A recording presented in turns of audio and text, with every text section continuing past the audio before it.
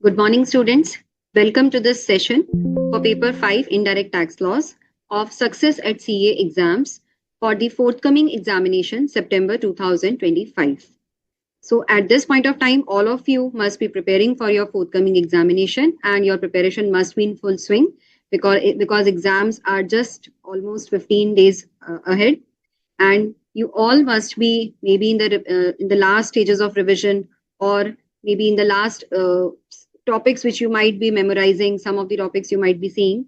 But so, and many of you would have appeared for the mock test papers. You would have seen the revision test papers which have been issued by the ICAI for the September 2025 examination. So today we'll be taking some case scenarios and some questions which will help you in revising your concepts for the forthcoming examination.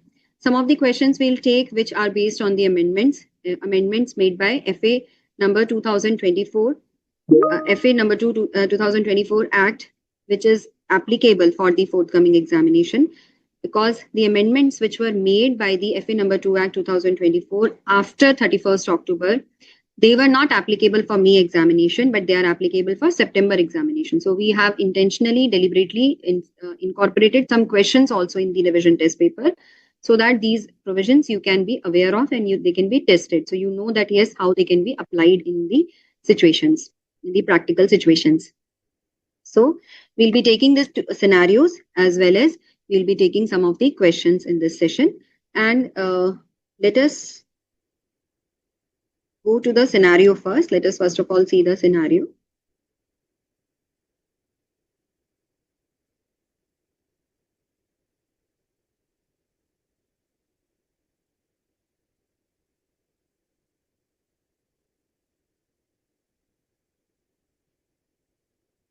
Okay.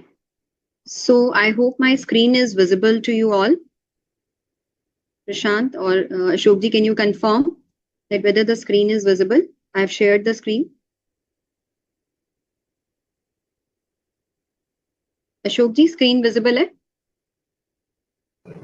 Yes, ma'am, it's visible. Okay. Thank you, Prashant. Okay. So before we start the questions, now this is the revision test paper for the September 2025 examination, and we have received lot many requests from the students to help them in solving the case scenarios. One question we had solved in the last Success at CA examination session, and in fact in that session we had apprised you of some of the commonly committed errors which students generally commit by appearing for the examination. They don't give the explanatory notes, or they don't read the complete information. They interpret the information in a wrong manner. Explanatory notes are not provided in a proper manner. They as per them, they are providing the information, they are providing the explanatory notes, but they are not as per the expectations of the examiner or the way in which they should have been presented. So everything we have discussed. So any of you who has not watched the previous session, we request you to please watch that, because that will help you in learning from others' mistakes, and that will make sure that you do not commit those mistakes in the examination. Now, in this session, we'll start with the case scenario first. And before we start, why this instruction is there on your screen, because I want once again to stress on the importance of answering the questions on the applicable position of law.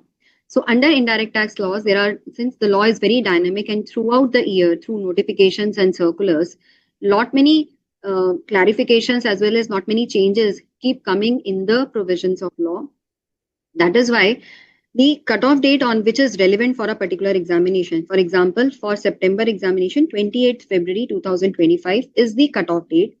So you have to answer in the exam the questions based on the position of law in GST as well as in customs and FTP, based on the position of law which is applicable on this particular date.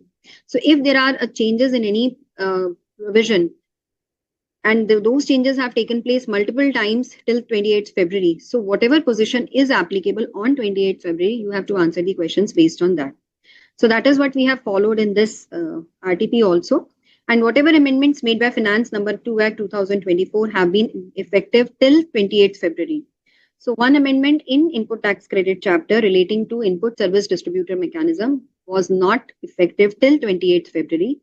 and that is why it will not be applicable for September examination. Rest amendments have become effective and they will be applicable for your examination. So we will start with first scenario. So that because students are finding it difficult to how the answers have been certain, and we are getting queries for them. So we'll solve it and we'll revise it also in this manner. Okay. Okay, so, and in fact, I would request the students who are there with us in Zoom session to provide answers also. So we'll keep this session interactive. If you want to ask anything regarding any question, you can ask us, as well as you keep solving the questions along with us so that you will be in a better position to understand the provisions. So the question says that Super Lever Limited is engaged in manufacturing of taxable electronic goods. Its retail showroom located in Mumbai as well as two manufacturing units located in Mumbai and Nagpur are registered under same GST and under GST in state of Maharashtra. The company has a manufacturing unit in Bangalore registered under GST in the state of Karnataka and another retail showroom located in Ahmedabad registered under GST in the state of Gujarat. So this is the setup of Super Lever Private Limited, which provides you that it is a company which is engaged in manufacture of electronic goods. And it has in the state of Maharashtra, it has three places of business, out of which one is a retail showroom. First of all, it manufactures the electronic goods, so that it has two manufacturing units in the state of Maharashtra. So one manufacturing unit is in Mumbai and another manufacturing unit is in Nagpur. So two manufacturing units are there. Mumbai unit and Nagpur unit are manufacturing units in Maharashtra. In Maharashtra itself, it has one showroom, retail showroom, where whatever goods are manufactured, they are sold through that showroom. And that is located in Mumbai itself. So retail showroom is there in Mumbai. So these are the three units or three places of business which are located in the state of Maharashtra. Now, this company has one more manufacturing unit in the state of Bangalore and it has another retail showroom. So in Bangalore unit also, the electronic goods would have been manufactured. And in case of the, it has another retail showroom. It has another retail showroom in the state of Ahmedabad. So basically, it has two retail showrooms, one in Mumbai and one in Ahmedabad. And it has three manufacturing units. One is Mumbai, another is in Nagpur, and the third one is in Bangalore. But if we talk about the state of Maharashtra, it has three places of business that we have already seen, two manufacturing units, Mumbai and Nagpur, and one retail showroom located at Mumbai. Now we will see the information which is provided to us regarding this company for the month of October. Now in this question, what I request all of you to be very conscious of the months for which the question has been asked, because this question, but when you will go through the information of this particular question, you will find that the question pertains to the information in the question pertains to more than 1 month. And this is one of its kind of a question, because whenever in a case scenario, you have been asked questions. So always pay attention to the period for which the question has been asked. Generally, when we are in a hurry in the examination, what we do is we club all the information and we try to answer the questions. But what we have to do is we have to see for which particular period the question has been asked. If the question provides information about more than 1 month or more than 1 year, then there is a possibility that questions will be for the separate months, separate questions will be there. And you have to keep the information which is relevant for a particular month while answering. You have to deal with the information, or you have to take into account only that information which is relevant for a particular period for which the question has been asked. So my screen is visible to you all, and now I'm reading out the question. The company has provided the following details with regard to the month of October. So whatever information is there in this table, you can see that this information is for the month of October, first of all. And it is with regard to the places of business of Super Lever Limited for the month of, for the three places of business which are located in Maharashtra. So it has, apart from this, it has a retail showroom in Bangalore. It has a manufacturing unit in Gujarat, but information is not provided in the table for the month of October with regard to any other place of business. Only with regard to the three places of business located in Maharashtra, the information is provided. Now let us see the information. So it says that, first of all, for all these three units, the sale value or the outward supply is provided to you. And this sale is sale of taxable goods. Okay, we'll just see the information and then we'll go to the questions. We'll see how this information is relevant for solving our questions. So first of all, very simple information, sale of taxable goods. For all 3 units, it is provided. Then purchase of taxable raw material. Now this raw material is taxable, so GST must have been paid on its purchase. And ITC. Who's there? Prashant? Yes, ma'am. Okay.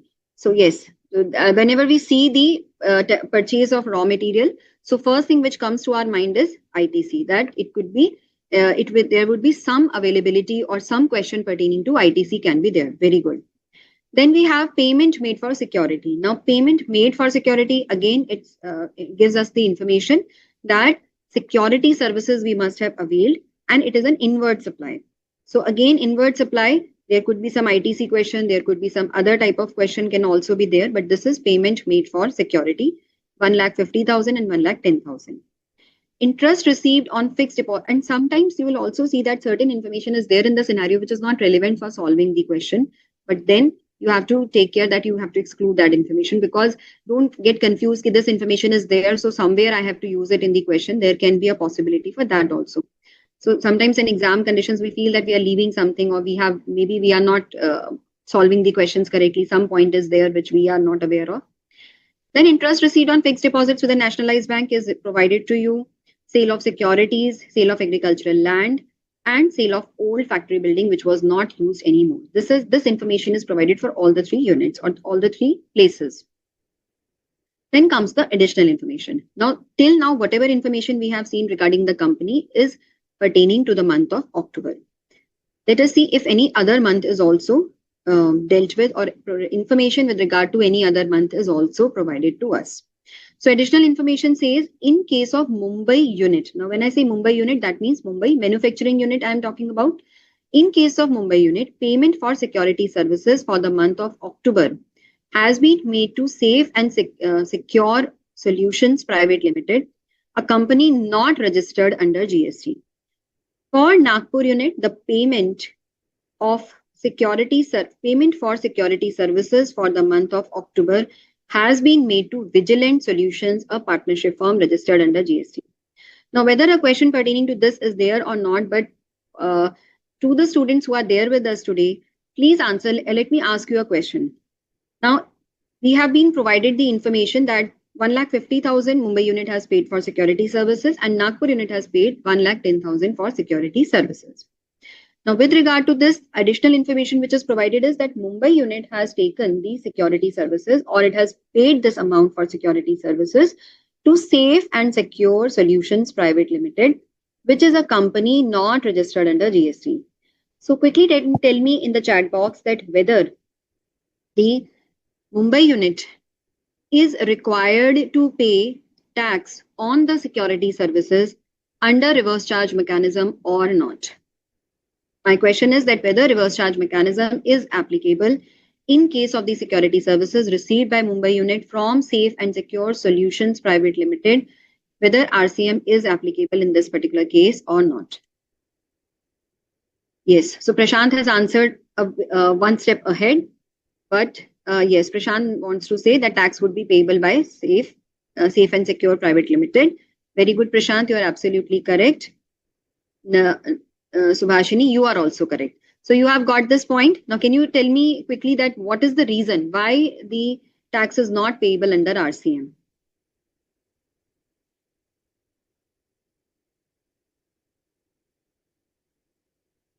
Why is tax not payable under RCM?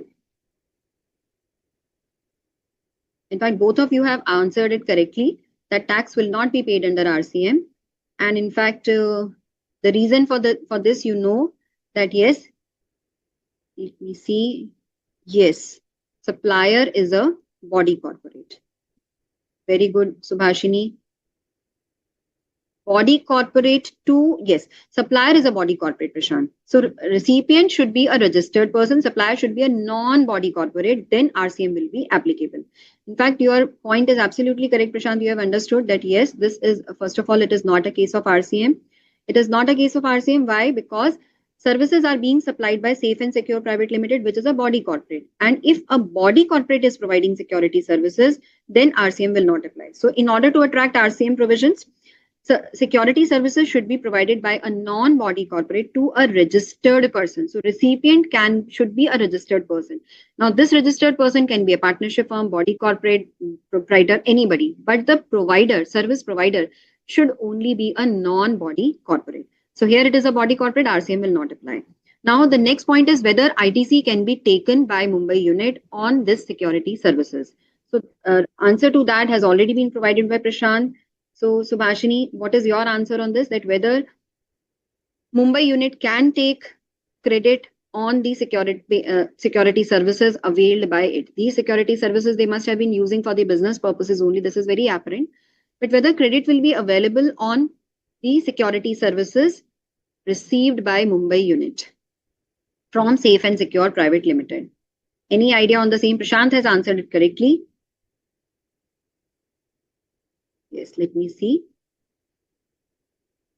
Yes, here Nalini, Subhashini, there is a small catch that the service provider is a company which is not registered under GST. Now, since this company is not registered under GST, it would not have charged GST on the same because this particular service is not taxable under reverse charge mechanism. Had it been taxable under reverse charge mechanism and supplier is unregistered, then recipient would have paid the tax and he would have taken the credit also. But since it is not taxable under reverse charge mechanism, so recipient cannot pay tax on the same.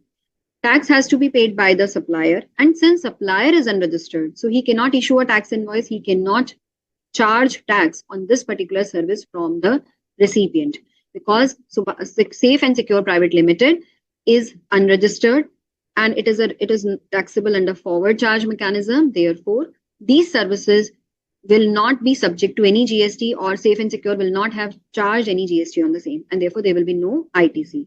So that point, Prashant, you have understood and you have answered it. And okay, and you have correctly mentioned it. So I hope so, Subhashini, you have also got this point now.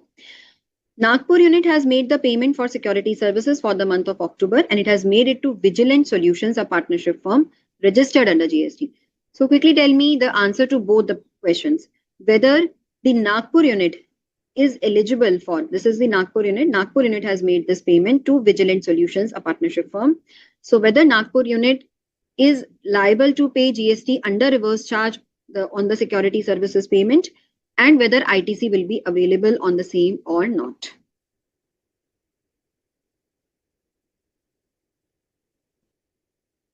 Because reverse charge provisions, you will see that in one or the other question, these provisions will be tested in case scenarios. In the first compulsory question, which carries 14 marks, reverse charge provisions are generally there. Question based on reverse charge provisions is generally there. Yes. So Prashant, your answer is absolutely correct. So 2 points I have asked whether RCM is applicable and whether ITC is available on the security services or not. So whether it is taxes payable under reverse charge and ITC availment. 2 questions I have asked. Prashant has correctly answered it. So let me give you the correct answer. So since it is a partnership firm which is providing the security services to a registered person, because our Super Lever Private Limited is a registered person. We have already mentioned it that it is registered under GST. So therefore, this particular security service will be taxable under reverse charge mechanism. Security services provided by non-body corporate to registered person. RCM is applicable plus the ITC on the same is available. Because the tax is payable in this transaction, so the Super Lever Private Limited Nagpur unit can claim ITC on the same. Now let us see the further information which is given to you. So I hope first point is clear to all of you. If the question would have been there in this question, because in this scenario, if this question would have been asked that RCM, which of the 2 services was taxable under RCM, so you can quickly say that yes, the services provided by Vigilant Solutions is taxable under RCM. However, the services provided by Safe and Secure Solutions Private Limited is not taxable under RCM because it is provided by a body corporate. So hope this point you will not forget now. Let us move to the next point. So point 2 says, October being the Diwali month. Now this information was also regarding the October month. So till now we are having all the information regarding October only. Let us see if any other month is covered here. So in the October being Diwali month, retail showroom of Mumbai has sold combo packs of food processors and electric irons at a discounted rate to boost its sales. Now, you all know that at the time of Diwali or any festival, these electronic showrooms, they generally go for some discounts, some offers, some combo deals. They generally float for their customers. So same is done by our retail showroom at Mumbai also. It says that in the Diwali month, since October was a Diwali month, so it has made combo packs of food processor and electronic irons at a discounted rate to boost its sales. Each combo pack has been sold at a price of 6,000. Out of the total sales of retail showroom reported in the table above, 1,50,000 is an account of these combo packs. So, and for this purpose, the electronic iron was procured specially from the market. So they have not manufactured the electronic irons. They have procured it from the retail showroom, because at the end of the scenario, one important piece of information is provided to you, that for this scenario, the applicable rate of GST on electric irons procured from the market. Electric irons were not manufactured by Superlever Limited. They have been procured from the market. So rate of tax which was applicable was 18% here, and on all remaining goods it was 12%. So whatever good Superlever is producing, the rate is manufacturing, the rate is 12%, but electronic irons the rate was 18%. Now again tell me in the chat box that whether the combo pack of food processors and electronic irons, whether it is a mixed supply or it is a composite supply or it is an individual supply, because that will help you in understanding the concept also.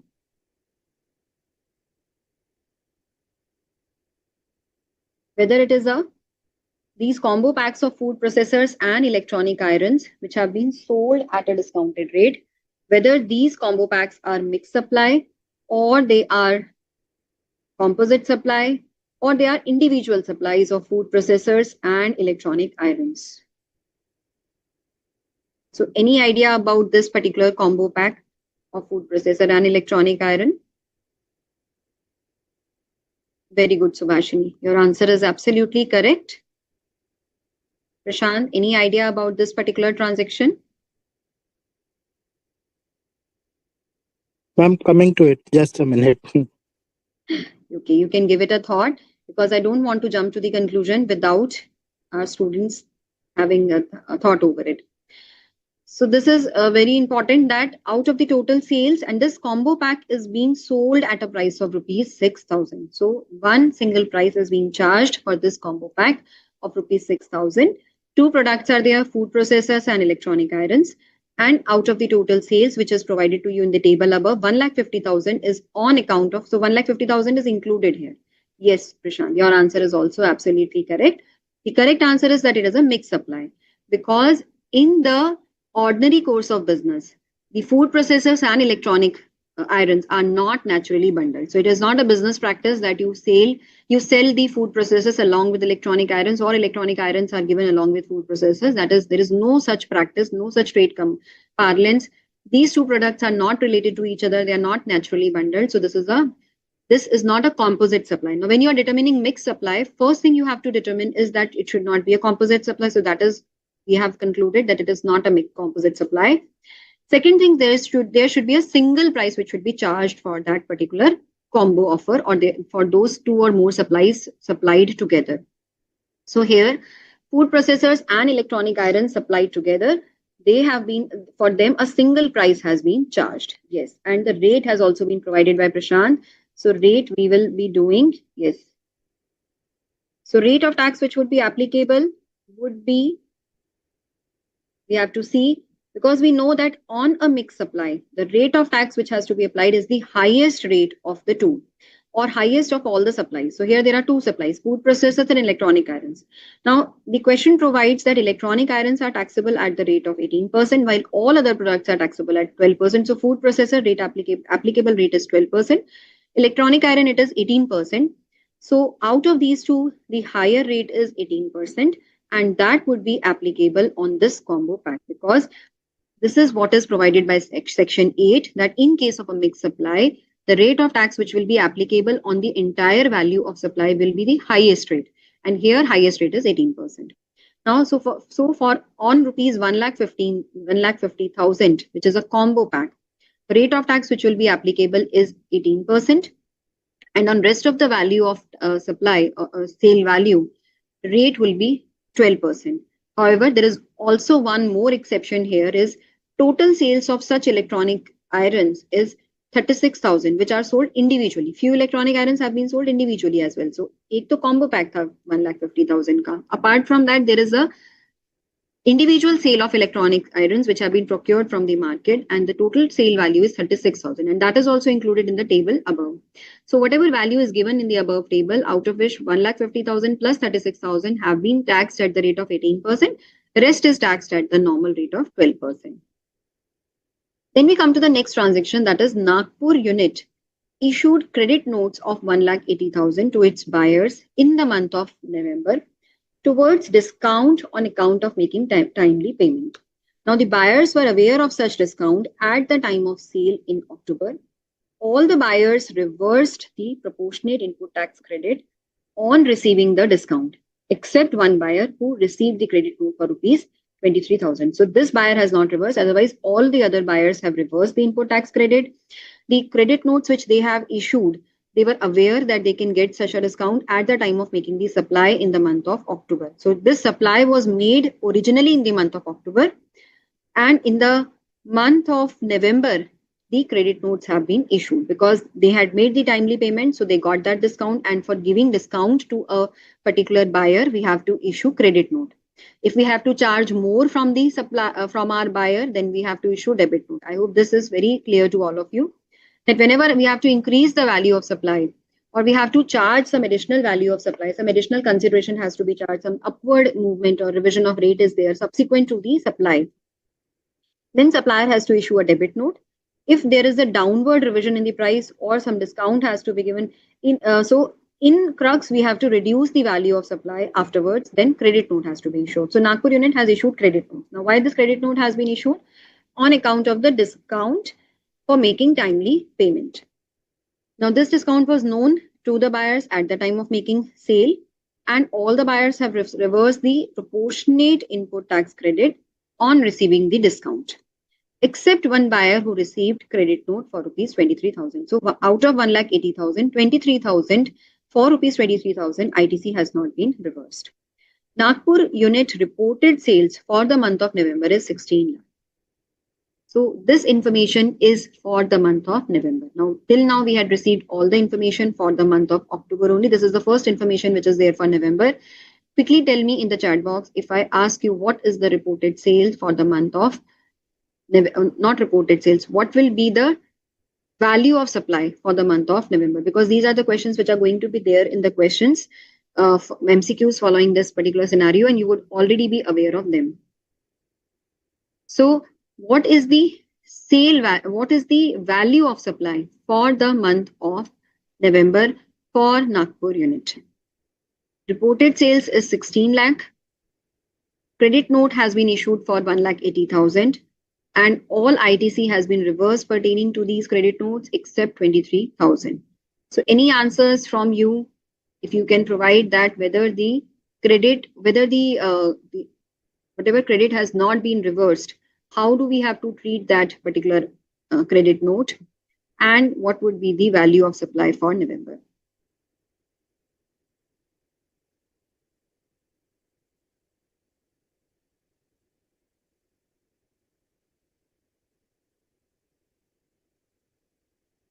Okay, so Prashant has given an answer. Subhashini.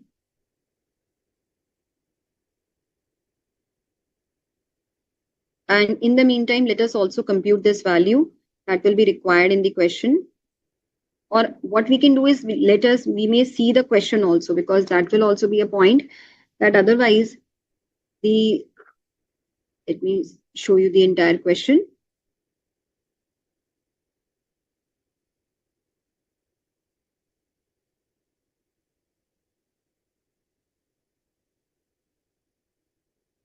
Yes. So I think both of you have given the correct answer now. Prashant's answer is correct. Subhashini, have you included credit in some kind of tax in it, or why have you arrived at this particular answer? See, how will we compute the value of supply in this particular case? So are you able to see my Excel sheet? Please confirm in the chat box. Are you able to see the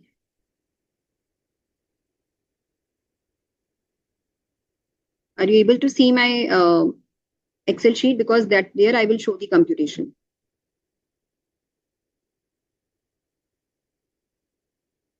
Okay. Thanks, Prashant, for confirming. So this is the total reported sales for the month of November, 16 lakhs, out of which credit note has been issued for 1,80,000 and the ITC has not been reversed. Out of this 1,80,000, ITC has not been reversed for 23,000. So how will we compute the value of supply is 16 lakh minus 18 lakh and we'll add 23,000 because if we are reducing all the credit notes, that would not be the correct treatment because 23,000 on 23,000 credit notes, the buyers have not reversed the credit. So that credit note cannot be considered, on that credit note, discount cannot be there. So this is the value of supply, which is there for November month. And if we have to compute GST on the same, we'll apply the rate of 12% because on all products, the rate applicable rate is 12%. This will be the value, this will be the rate of tax. Oh, sorry, amount of tax, GST, amount of GST for the month of November. So if you see the question here, we'll see the question where it will be required. But right now, you know that how this particular value of supply has to be treated. Now we come to the next piece of information. Further in the month of December, Mumbai unit. Now earlier point was regarding Nagpur unit. Now again we have got information regarding another month, which is December. And in the December month, Mumbai unit has received 3,15,000 as interest on delayed payment of sale consideration from its buyers. GST is separately recovered on the same if applicable. Very important piece of information.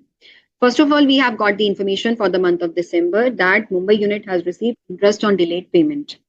That some payment, some consideration was received with some delay, and on that interest has been charged from the buyer, and that interest is 3,15,000. Now, this amount of 3,15,000 is excluding GST. We have charged separate GST from the buyers. Now, the next point is the interest pertains to the sale made in the month of October. Now, this is very important that the original sale to which this particular interest belongs to was made in the month of October. So we have information about October also. Mumbai unit reported sales for the month of December was 12 lakh rupees. Now quickly tell me in the chat box whether this 3,15,000 interest on delayed payment, what will be the time of supply of this interest on delayed payment?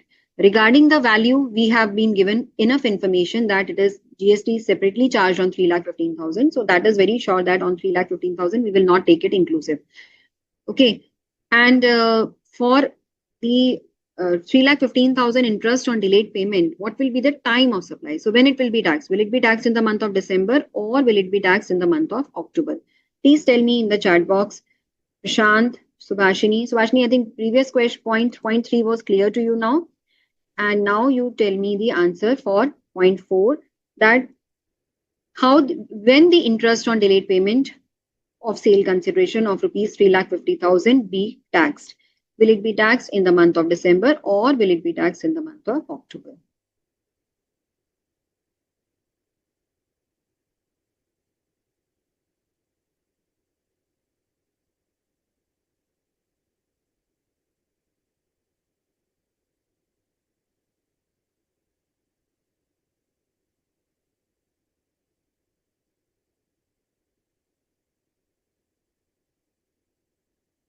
Interest on delayed payment of sale consideration.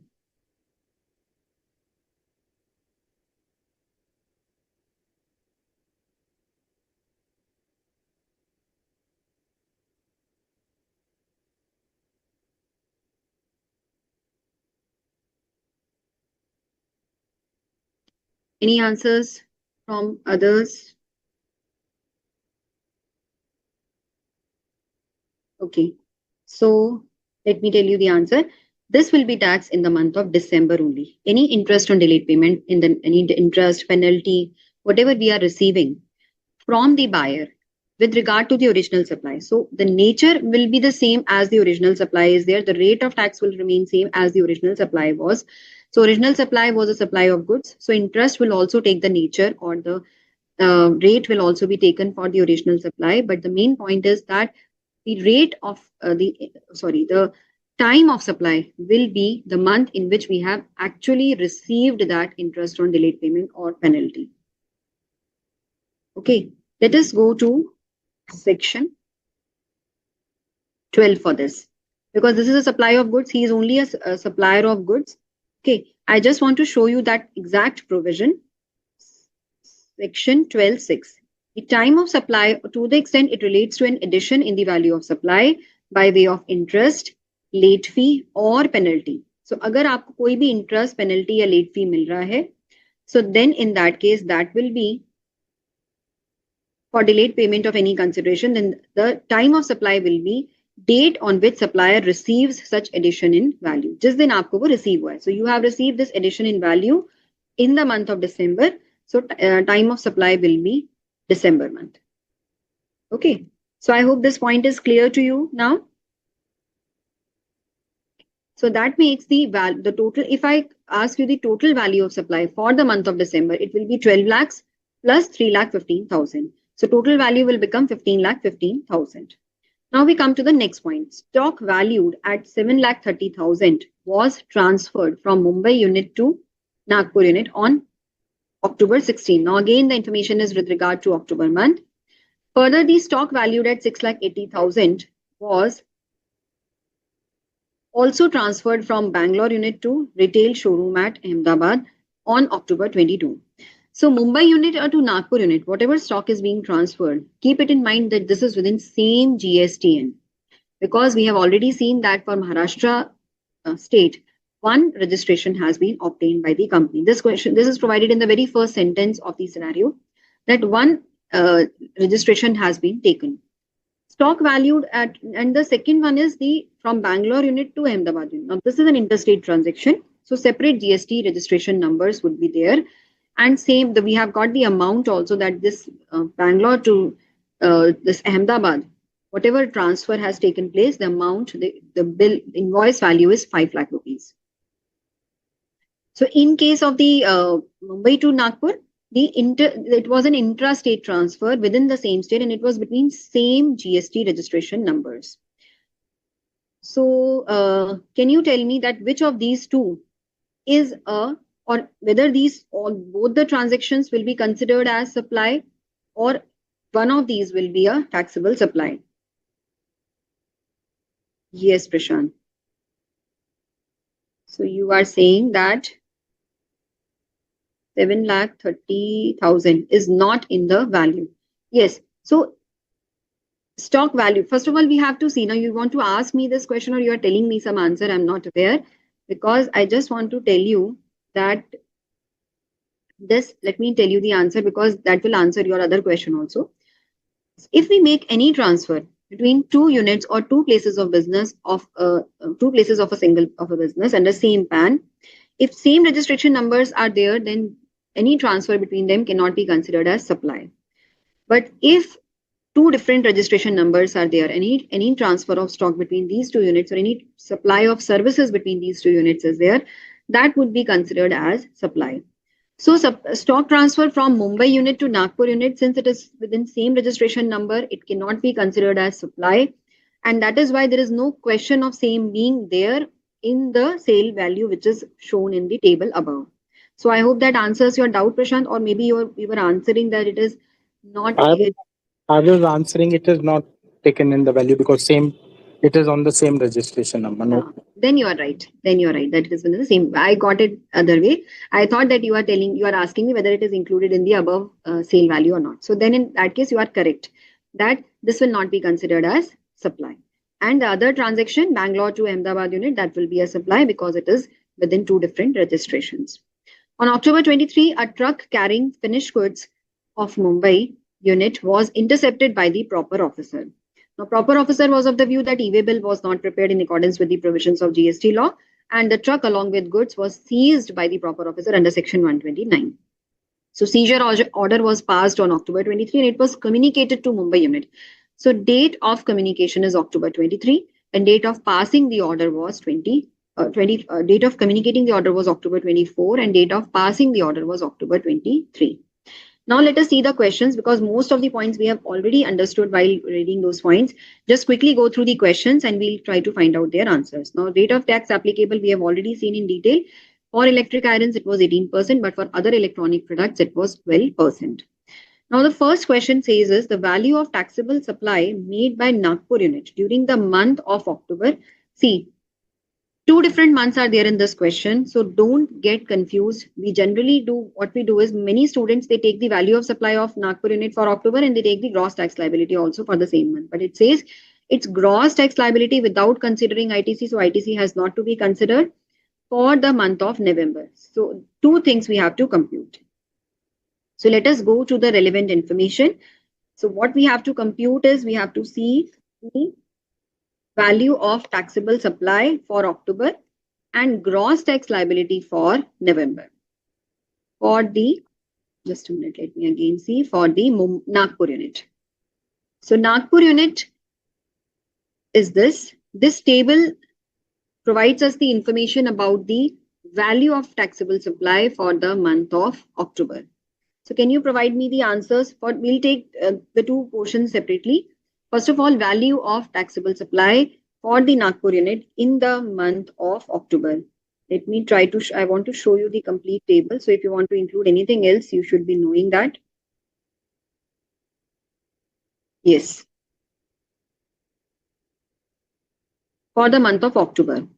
And let me tell you, there is no information which is provided to you for the Nagpur unit for the month of October per se in the additional information. In additional information for Nagpur unit, the information is provided for the month of November. That will come afterwards because, and we have already done this much portion, but we'll once again see that for Nagpur unit, what is the value of taxable supply?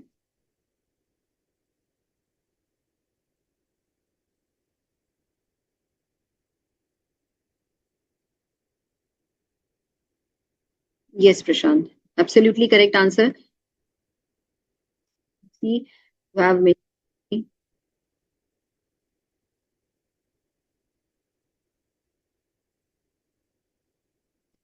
Yes.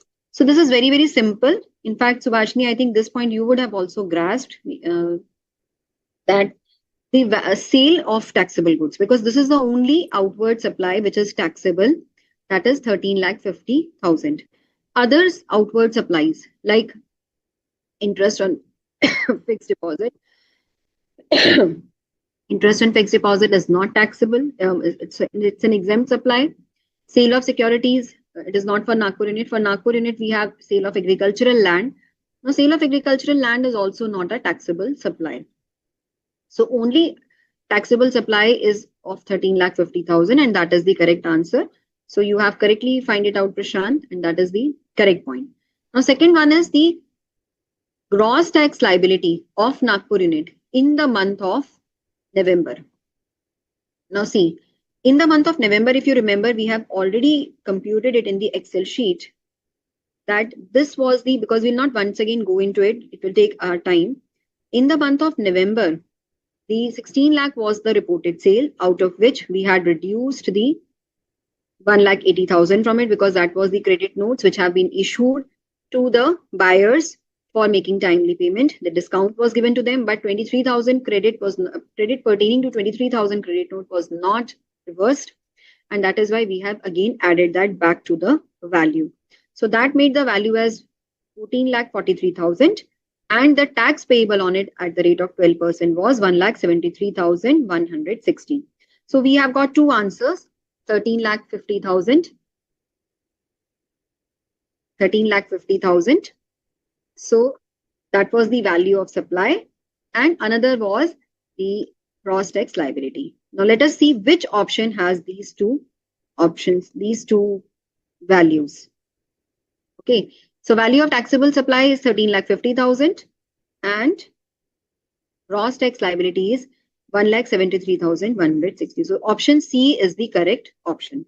So I hope both of you will agree and all other students who are there with us at the YouTube session They would also agree that the correct answer is option C. This is now has become very simple. Now we come to the next question. Value of taxable supply made by Mumbai unit during the month of October and its gross tax liability for the month of December. So again, for Mumbai unit, same thing we have to do. We have to find out the value of supply for October and gross tax liability for the month of December. So for December, we definitely have to go to the additional information because it is not there in the table. But yes, for the value of taxable supply made by the Mumbai unit. Now we are talking about Mumbai unit, and if we see the additional information which was provided for October month, it was for Mumbai retail showroom. Otherwise, for Mumbai unit, this information is for the inward supplies. It is not for outward supplies. So we just have to see the table.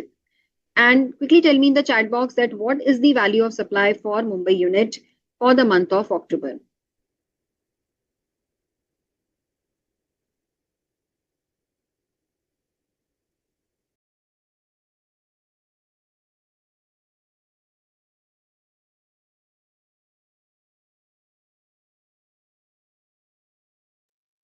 Yes, so let me see.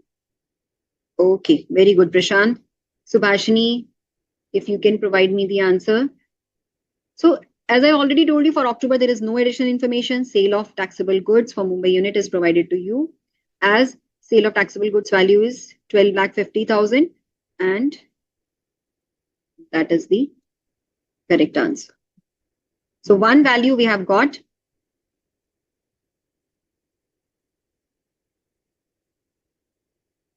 Okay.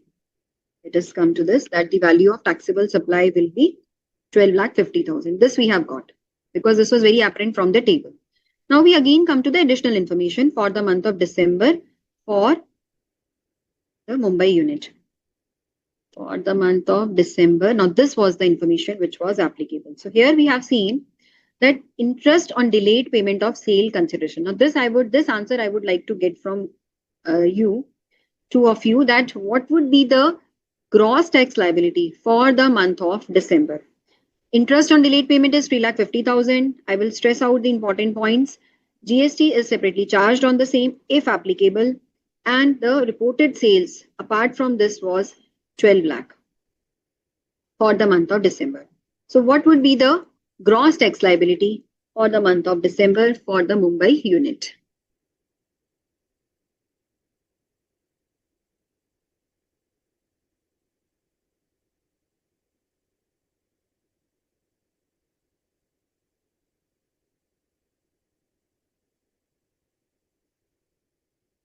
Any answers from Prashant, Subhashini?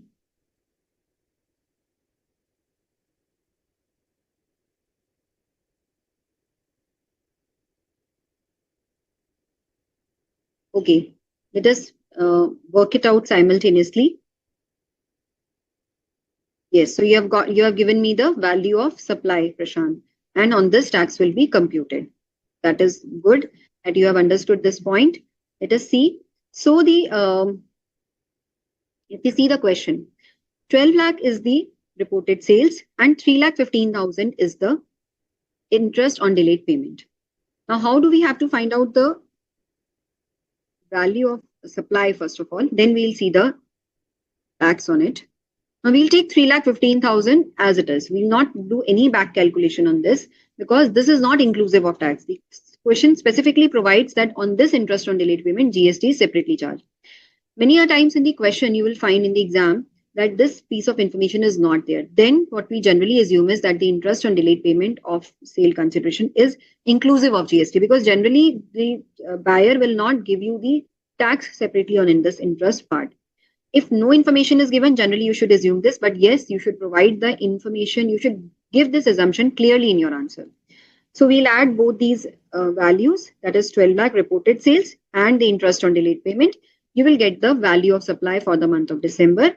And on this, the rate of 12% has to be applied. Why? Because on all this goods which super lever is selling, the applicable rate of tax is this 12%. And these are the two values which we are looking for. So this is the gross tax liability and so 12,50,000 is the value of supply for the month of October and this is the gross tax liability for the month of December. So I hope this point is clear to you. Prashant, Subhashini, is this point clear to you? Please tell me. And Yes.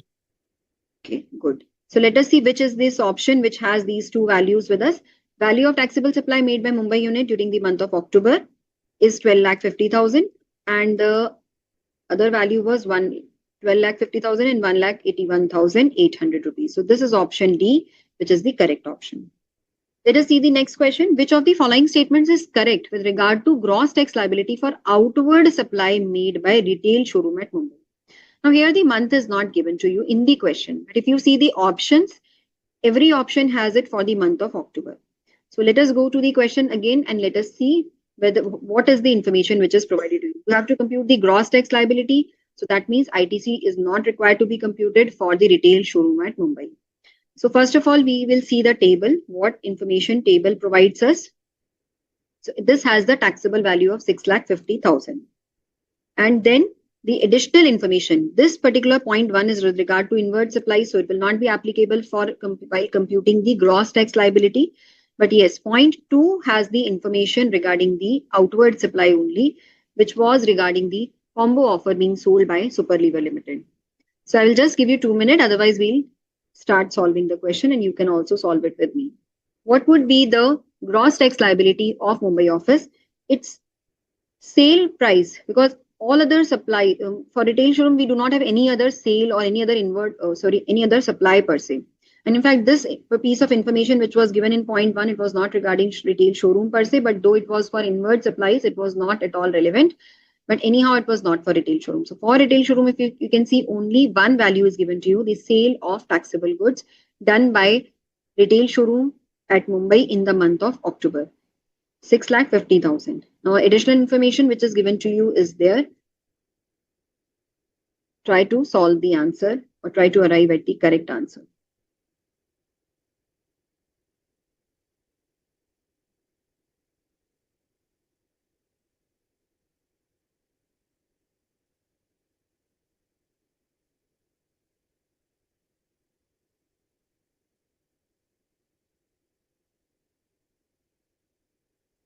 Okay, let's start solve it. Let's start solving it and you can also do it simultaneously. See, the sale value which was provided to us for the month of October was 6,50,000.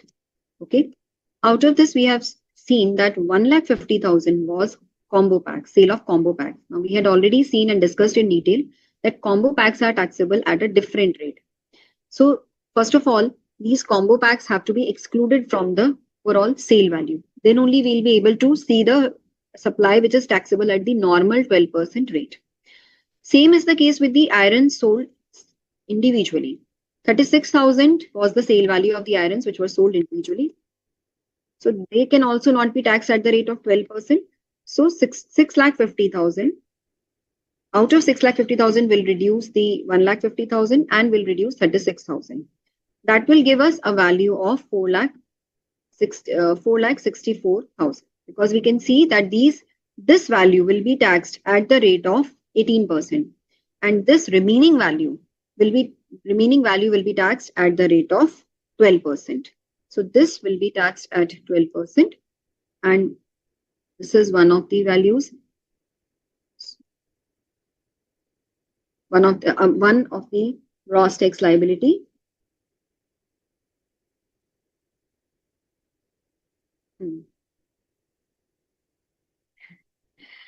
And then next will be combo pack plus individual sale at the rate of 18%. Okay. So the total gross tax liability will be 89,160 rupees, 89,160 rupees, and that will be your gross tax liability for the month of October for retail showroom. Let us once again go to the question. In question, it has been mentioned 1,50,000 was the combo pack taxable at the rate of 12%. Individual sale of iron 36,000 taxable at the rate of 18%. Remaining sale taxable at the rate of 12%. So what we have done in the question, out of 6,50,000, we have reduced 1,50,000, 36,000, and we got 4,64,000 as the remaining sale which is to be taxed at the rate of 12%. So we have determined tax at the rate of 12% on this on 1,86,000. 1,50,000 plus 36,000 on 1,86,000 rate of tax applied is 18%, which gave us the figure of 89,160. That is the gross tax liability for the month of October for retail showroom at Mumbai. So please tell me whether this question is correct or you have understood this particular provision. Which of the following statement is correct with regard to gross tax liability? So option A is correct. The gross tax liability without considering input tax credit for the month of October is 89,160 rupees. So Prashant, Subhashini, whether this point is clear to you both? Okay, thank you Prashant for confirming. Okay, now next question is value of exempt supply provided by Nagpur unit and Mumbai unit. This will not require any computation. You can straight away see because very few values are there. You can easily do it, but any computation is required, we'll see that. I hope the screen you are able to read the screen, though I have reduced the size just to accommodate all the entries in one screen. So these are the all outward supplies, inward supplies, whatever is there for the month of October for Mumbai unit, Nagpur unit, and retail showroom. And we have to compute the exempt supply. So one thing I would like to clarify, first of all, I will see what answer you are going to provide. That the value of exempt supply for Mumbai unit and Nagpur unit for the month of October. Additional information was for retail showroom, so we will not see the additional information. This is the information which is provided to you. Mumbai unit and Nagpur unit, the value of exempt supply. Prashant, Subhashini, what is the correct answer? Any idea about it? Otherwise, we'll find out the answer.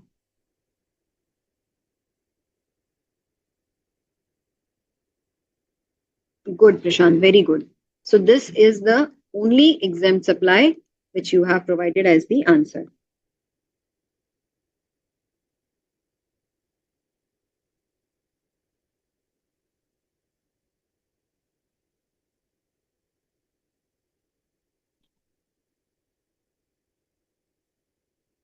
Okay.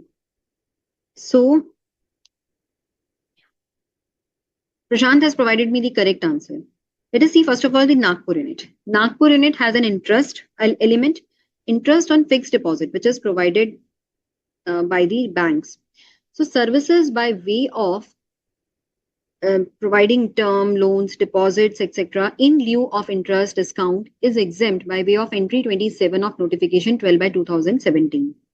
So this interest which we have received from our bank on fixed deposit, that is exempt as per notification 12/2017. So 1,08,000 is exempt. Now second, outward supply, because this is a taxable supply. These two are inward supplies for Nagpur unit. So what is left is this interest.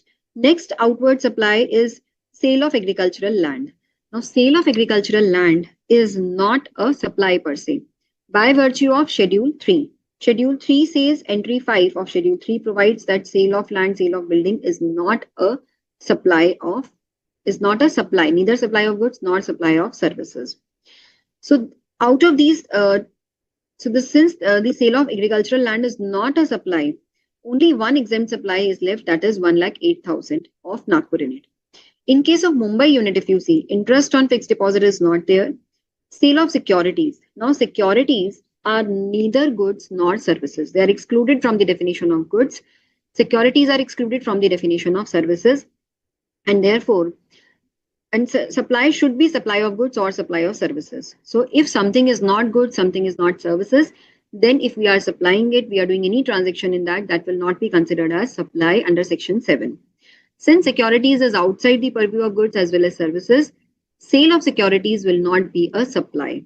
And if it is not a supply, it cannot be an exempt supply.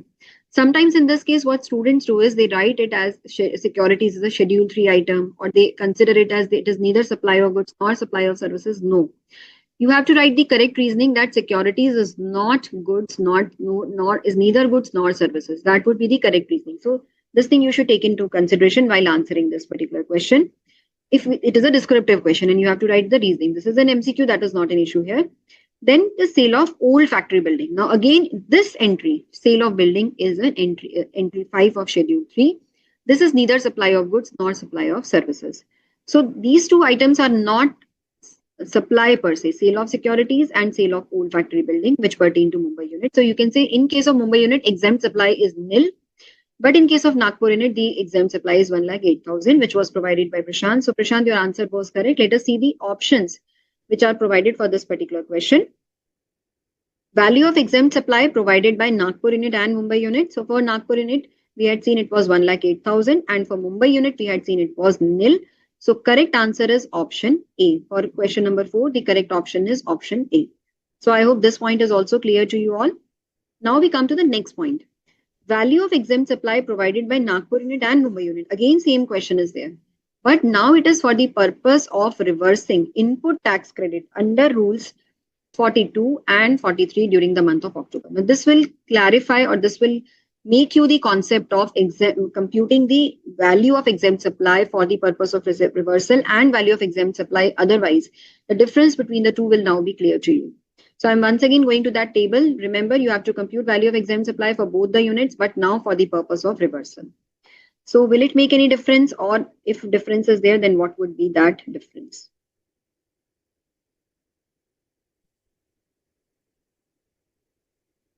So I hope the screen, you are able to read the screen.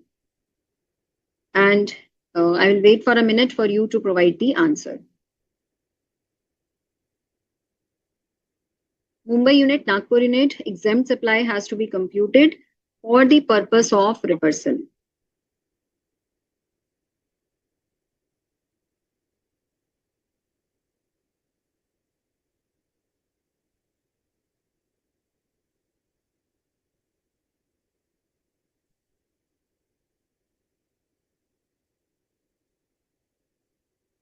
Okay, let's see. So for Nagpur unit, first of all, we'll see. When we were computing the exempt supply otherwise, we have seen that interest received on fixed deposit is an exempt supply. But when we are computing the value of exempt supply for the purpose of reversal, very important point is there that the definition, there is a separate definition provided to you. Please refer the chapter very carefully.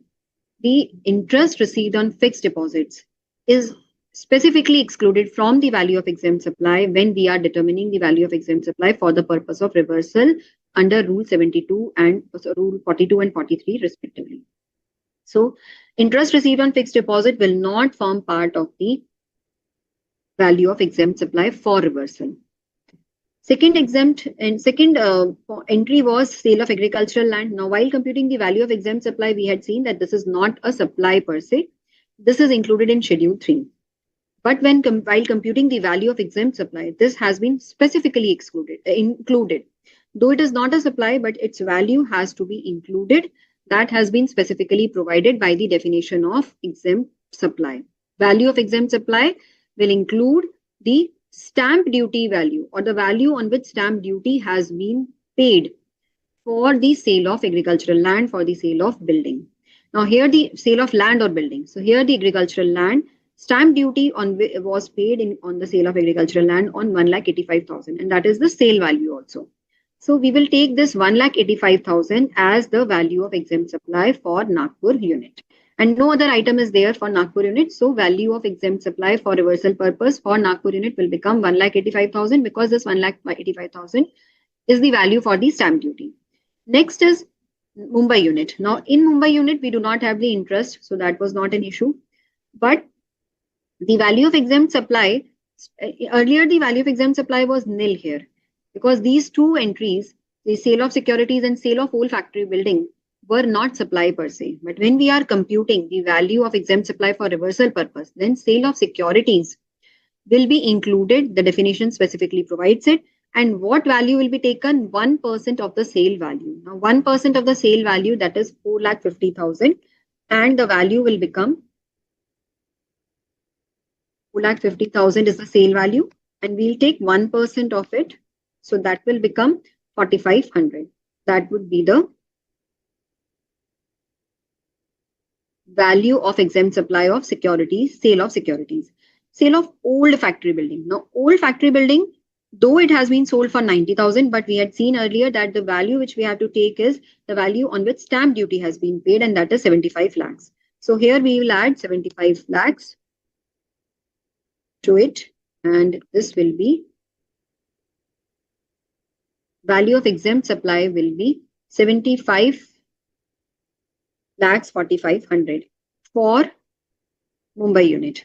And for Nagpur unit, it was 1 lakh 85, not 1 lakh 85,000. It's 1 crore 85 lakhs.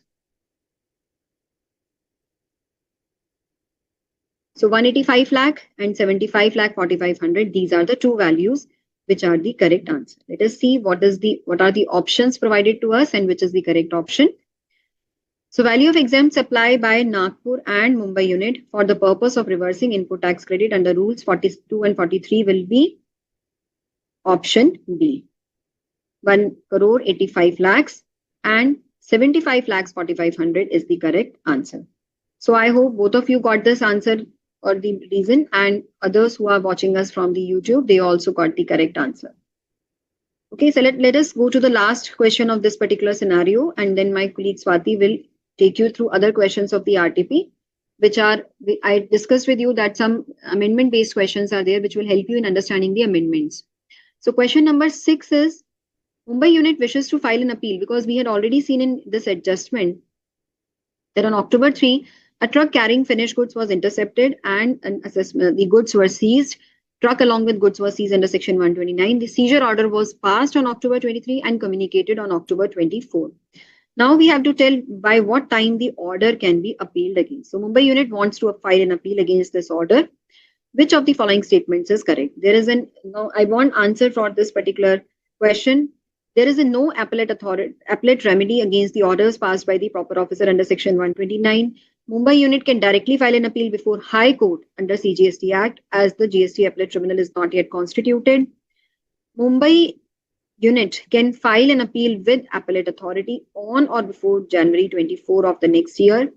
Mumbai unit can file an appeal with revisional authority on or before January 23 of the next financial year. So Prashant and Subhashini, please tell us the correct answer. Any idea about it?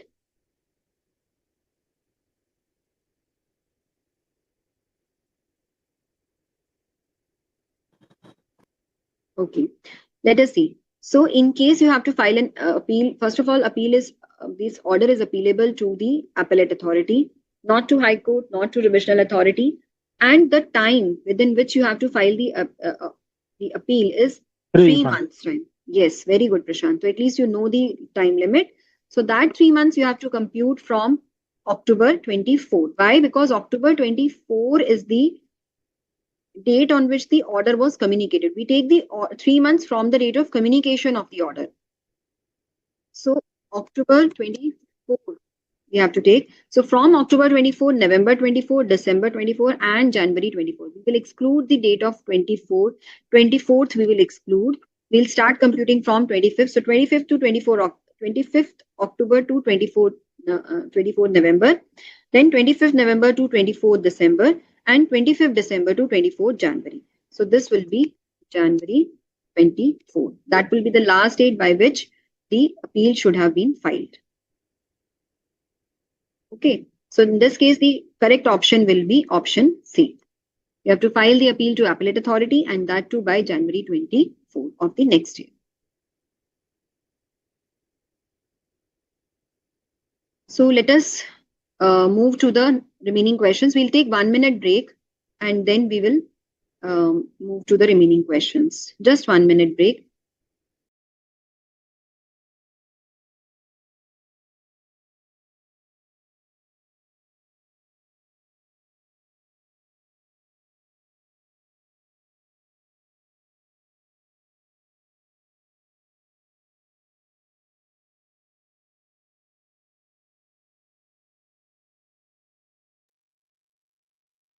Good morning, students.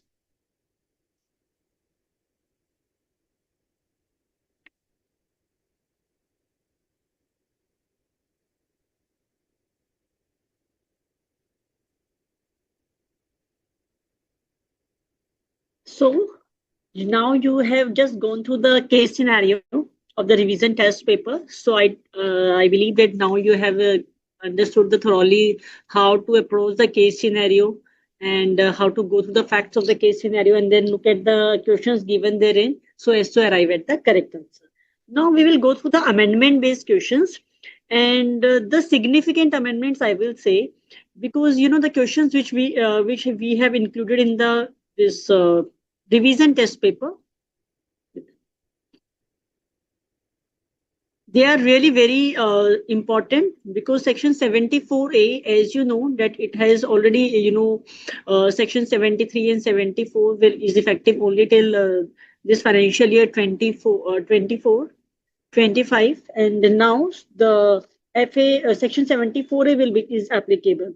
So section 7, the amendments made in section 73 and 74 are applicable for determination of tax to the period up to financial year 23-24 only. So the section 74, the section introduction of section 74 is itself a very big amendment, because you know earlier what happened is that there used to be bifurcation whether these are the fraud cases or the non-fraud cases, and there were the different limits for issuance of show cause notice, for penalties, for orders, for fraud and non-fraud cases. So you know, so as to mitigate those litigation, one common section is there. One common section 74A has come into picture, which encounters both, which covers both fraud cases as well as non-fraud cases. So coming to the question number 15, I'm starting with question number 15 because it covers the amendments made by section 74A, and it is a significant amendment which has been made in the chapter demands and recovery. So I have decided to opt for this question because now section 74 at least will be clear to you and you will be able to apply the concepts in the proper manner. Okay.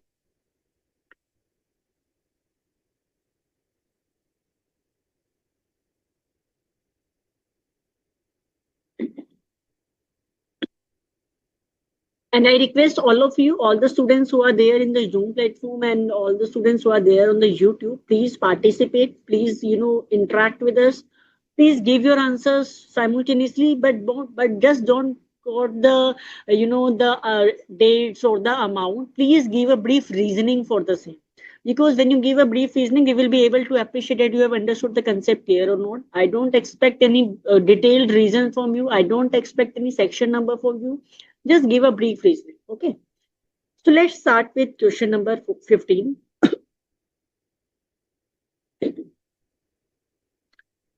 We have with us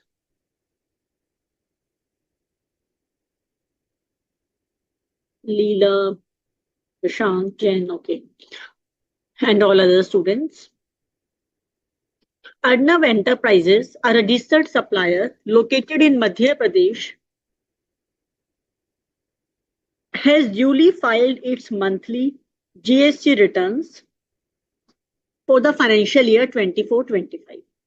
During the scrutiny of its returns for the said financial year in August 2025, the proper officer noticed an inadvertent short payment of CGST and SGST totaling rupees 4,60,000 in the month of October 2024 on account of a bona fide error.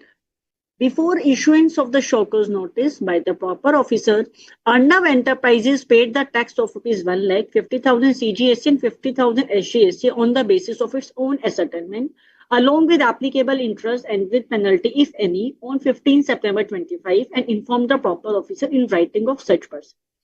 तो basically यहाँ पर क्या बताया गया है हमें कि Arnav enterprises एक रजिस्टर्ड सप्लायर है, वो मंथली जीएसटी रिटर्न्स फाइल करते हैं. फाइनेंशियल ईयर 24-25 की हम बात कर रहे हैं. तो जब फाइनेंशियल ईयर 24-25 की रिटर्न्स की स्क्रूटनी हुई अगस्त 2025 में, तो प्रॉपर एक ऑफिसर ने कुछ एरर नोटिस की. शॉर्ट पेमेंट उसने नोटिस की रुपीज 4,60,000 की अक्टूबर 2024 से related, right. What the proper officer felt was that this short payment is on account of a bona fide error. Proper officer को वो जो शॉर्ट पेमेंट है वो नॉन फ्रॉड केस की ही लग रही है, उसे वो बोनाफाइड एरर की वजह से ही लग रही है. Before issuance of shockers notice by proper officer, shockers notice issue होने से पहले ही अर्नव एंटरप्राइज ने 1 लाख रुपीज को उसने अपनी एसेटन करते हुए पे कर दिया है tax. along with applicable interest और जो भी अगर कोई penalty थी, और 15 September को he has informed the officer in writing. Now, we will read each case separately. We will, discuss the answer of each other. Then we'll come to the conclusion and we'll retreat what the section says, right? So based on the facts above, answer the following. Question number 1. Ascertain the last date by which show cause notice can be issued by proper officer for the amount of tax short paid by Arnav Enterprises. This question we have got 4 independent clauses, 4 independent subparts, and in the end we have to read the common information. It is given in each of the above cases. Will your answer be different if short payment of tax is on account of fraud or other facts remaining the same?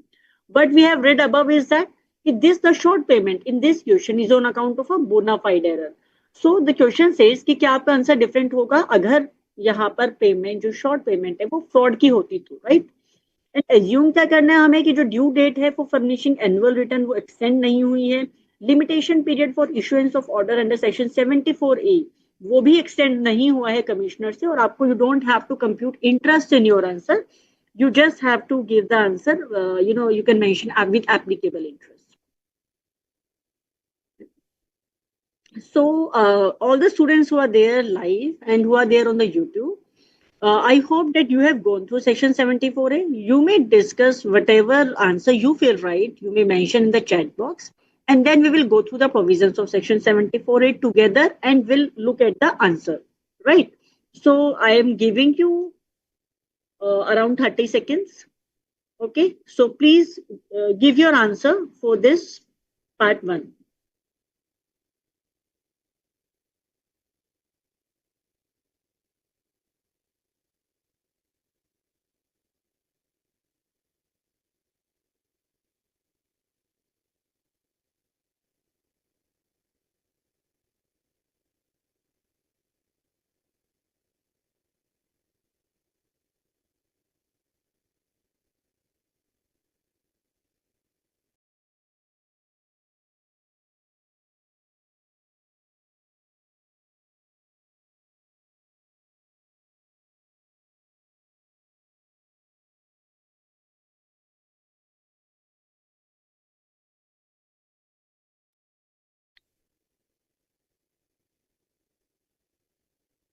Prashant.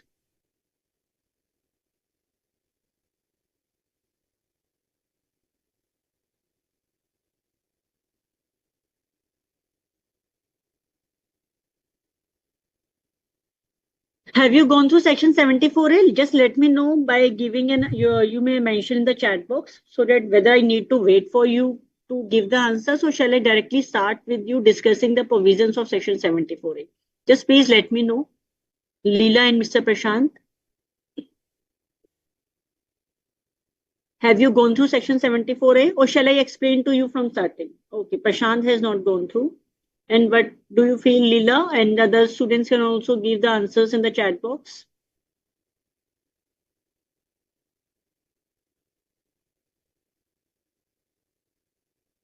Not gone. So I think majority of the students have not gone through section 74A. It might seem technical to you, but see, that is really not technical. I will explain you. And yes, one thing you may note is that we have given the, we have prepared the summary also of section 74A. And that has already been included in the Saransh. Saransh for paper 5, indirect tax laws. It is hosted on the website under BoS knowledge portal. You may refer the same. Because sometimes if you will read the section 74, you might get confused. There's a lot of information, what will happen in fraud, what will happen in non-fraud. But if you will read the section 74A, along with keeping a summary on the other hand side, you will completely understand it and we will be able to memorize it, retain it also, right? So it says, ascertain the last date by which show cause notice can be issued by proper officer. तो पहले हम थोड़ा सा brief ले लेते हैं कि section 74A क्या है.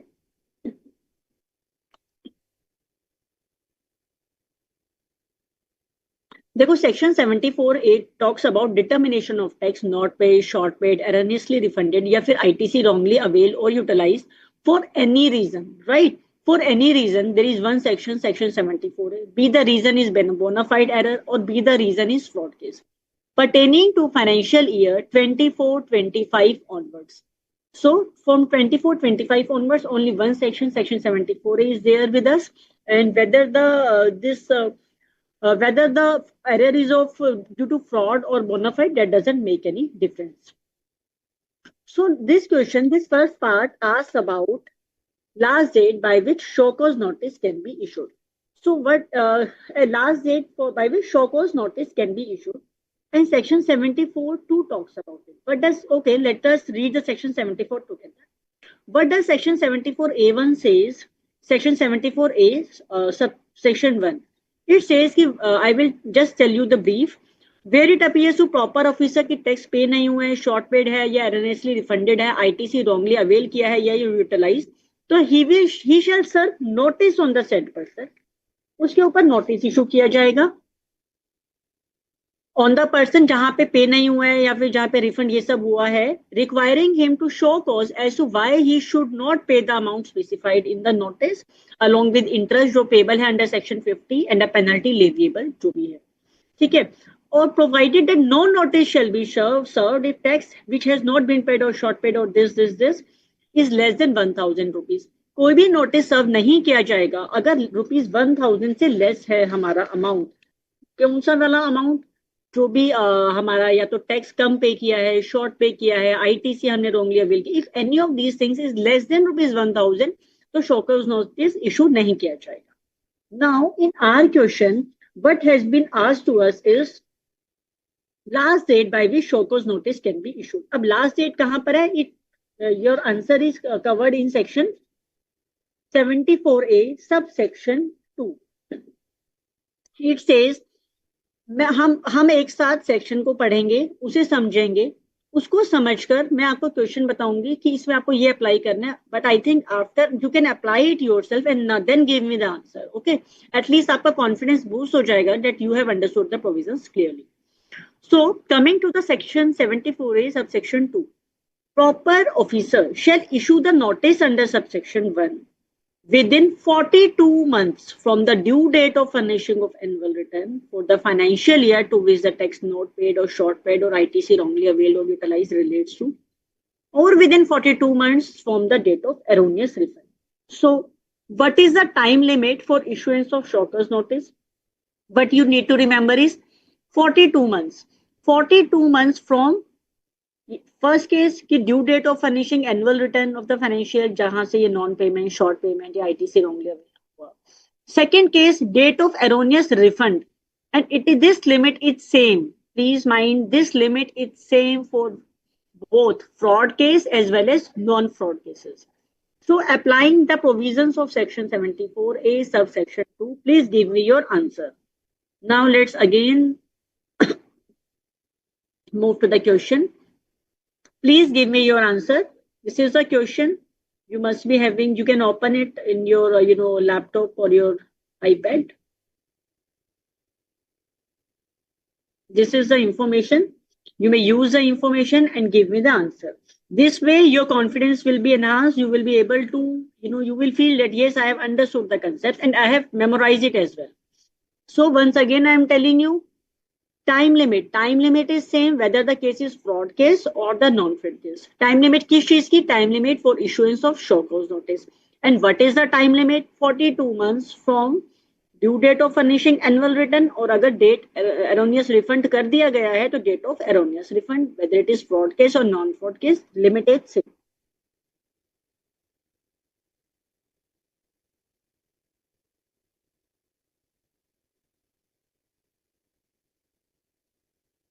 Leela has replied and your answer is correct. Leela may have Leela Shubhashini. Prashant, have you understood the concept? Yes, Any ma'am. doubt you can ask. No, it is clear. Okay. So what is the due date? What is the date you, as per your understanding? And you have to give answer दोनों respects में देना है आपको. Fraud case, क्योंकि हमने 4 independent questions पूछे, उसके बाद नीचे लिखे कि क्या आपका आंसर चेंज होगा अगर आपका ये केस फ्रॉड केस है तो. Given information in the question belongs to non fraud case, bona fide error. तो नॉन फ्रॉड में क्या होगा और फ्रॉड में क्या होगा, चारों सब पार्ट्स के लिए you have to give the answer. First sub part की हमने बात की थी और यहाँ पर हमसे पूछा गया था last date by which show cause notice can be issued. And as we have understood, ये देखो सेक्शन 74 ही मैंने 42 ओपन किया हुआ है. 42 मंथ्स आएगा ma'am from the date of from the date. Return. हाँ तो बताओ डेट होगी क्या.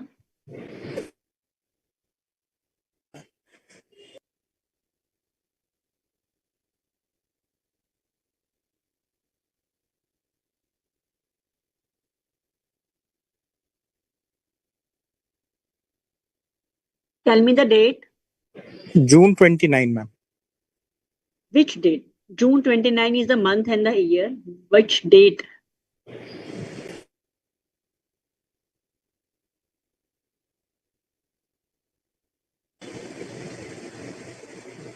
Ni- 19th June. 19th June. 19th June कहाँ से लिया आपने? From where you have taken this 19th June? I told you that the time limit available is 42 months from due date of furnishing annual return of the financial year, जहां पर ये सब हुआ है, या फिर डेट ऑफ एरोनियस रिफंड. यहाँ पर एरोनियस रिफंड तो अभी हुआ ही नहीं है. तो 42 months from due date of furnishing annual return of the relevant financial year. And which one is the relevant financial year? Is financial year 24-25. And what is the due date of furnishing annual return of financial year 24-25? Please let me know fast.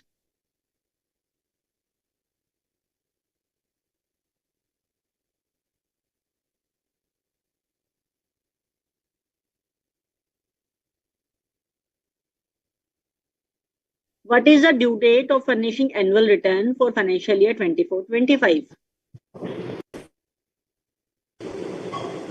Ma'am, it's in November. No, for furnishing annual return, the due date is 31st December 2025. ठीक है, तो due date है 31st December 2025 of furnishing annual return for financial year 24-25. अब आपको यहाँ से 42 months count करने हैं. 42 मंथ्स का मतलब मोटा मोटा कितना होगा, 3.5 साल. ठीक है, तो 31st December 25 से 31st December 26, 27, 28 and 30th June 2029 is the correct answer. Now it also says कि अगर यहाँ पर फ्रॉड होगा तो क्या होगा.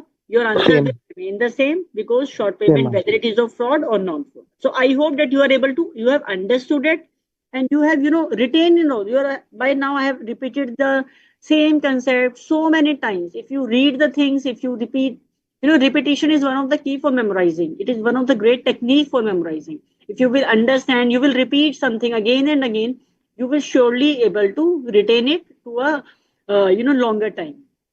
So 42 months from due date of furnishing annual return, and it is same for क्या नाम है, fraud as well as non-fraud cases. अभी हम सब discuss कर लेते हैं, then we will look at the answers. Second part, determine the amount of penalty, if any, payable on the payment of tax of rupees 1 lakh by Arnav Enterprises on the basis of its own ascertainment, along with applicable interest on 15 September 2025. ठीक है, 15 सितंबर को क्या हुआ था, 15 सितंबर को हुआ था कि अर्नव एंटरप्राइजेस ने 1 लाख रुपीस पे कर दिए थे, जो उसको ठीक लगा था अमाउंट, उसके बेसिस पर उसने विद इंटरेस्ट विद पेनल्टी उन्होंने 1 लाख रुपीस पे कर दिया था. हमसे पूछा गया है कि पेनल्टी कितनी होगी उस 1 लाख रुपीस के ऊपर जो अर्नव एंटरप्राइजेस ने ऑन द ओन असर्टेनमेंट पे किया है, राइट. और ये हमें दोनों केसेस में बताना है. नॉन फ्रॉड केसेस तो ये गिवन ही है, और अगर ये केस फ्रॉड केस होता तब कितनी पेनल्टी.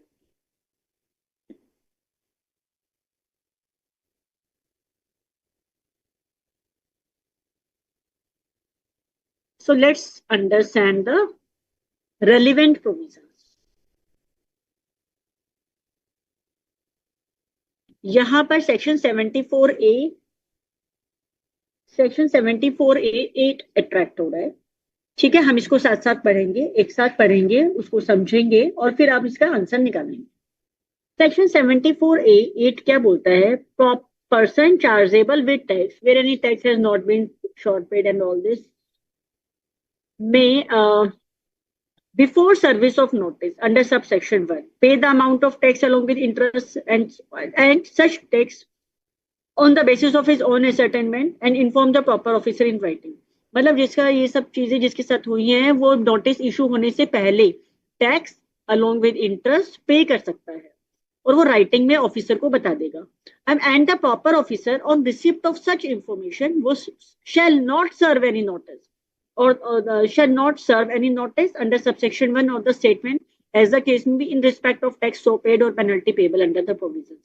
तो अगर आपने टैक्स और इंटरेस्ट पे कर दिया है before show cause notice and you have inform the proper officer in writing then the proceedings जो हैं no penalty shall be payable, right, in respect of the tax so paid and so it says कि proper officer shall not serve any notice, कोई भी notice आपके ऊपर serve नहीं होगा in respect of the tax so paid और any penalty payable under the provisions.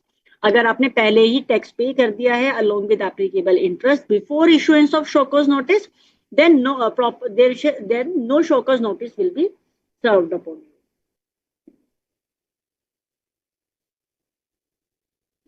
Pay the said tax along with interest payable under section 50 within 60 days of issue of show cause notice. अगर show cause notice issue हो गया है already और आपने 60 days के अंदर पे किया है tax along with interest and on doing so no penalty shall be payable and all proceedings in respect of said notice shall be deemed to be concluded. ये बात कर रहे हैं हम नो फ्रॉड केसेस की. नॉन फ्रॉड केसेस में अगर आपने नोटिस इशू होने से पहले ही पे कर दिया है तब भी कोई पेनल्टी या कोई भी तब नोटिस इशू ही नहीं होगा. अगर आपने नोटिस इशू हो गया है उसके 60 डेज के अंदर में पे कर दिया है तब भी even then no penalty shall be payable, कोई पेनल्टी पे नहीं करनी and all proceedings in respect of notice shall be deemed to be concluded. अब यहाँ पर देखो ऊपर ही लिखा हुआ है person chargeable with tax where any tax has not been paid short paid this for the reason other than the reason of fraud wilful statement. So here there is bifurcation अलग अलग दिया हुआ सेक्शन के अंदर में कि अगर non fraud cases है और अगर आपने नोटिस इशू होने से पहले ही पे कर दिया है तो कोई नोटिस इशू नहीं होगा. नोटिस इशू हो गया है उसके 60 डेज में पे कर दिया है तब भी कोई पेनल्टी पेबल नहीं है. Now coming to section 74A सबसेक्शन 9.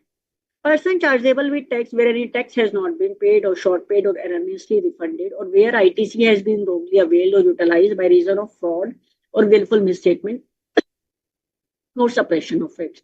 फ्रॉड केसेस में क्या होगा ये हमें सेक्शन 74A 9 बताता है.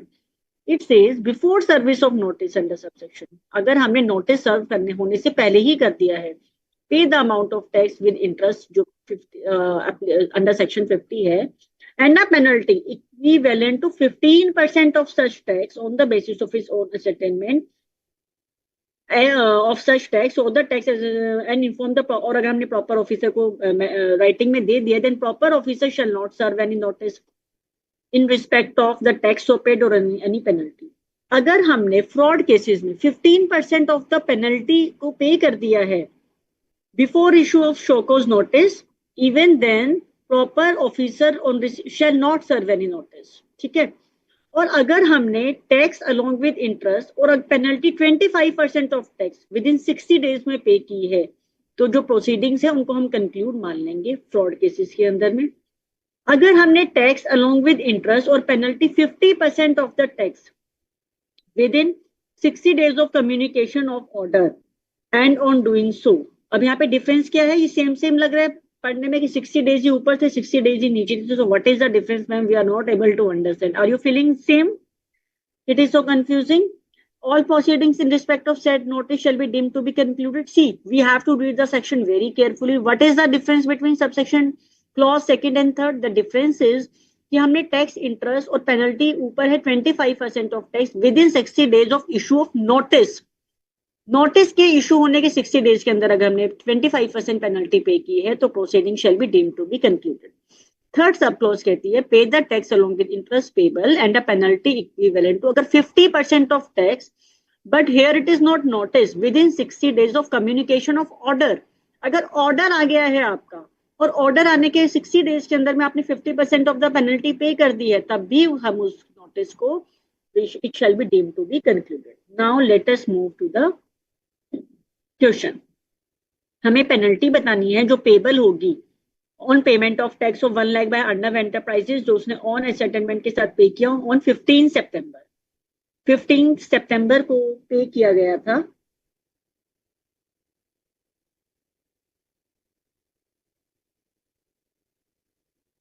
फिफ्टीन सितंबर को कोई और नोटिस तो भी इशू हुआ नहीं है. So what will be the amount of penalty?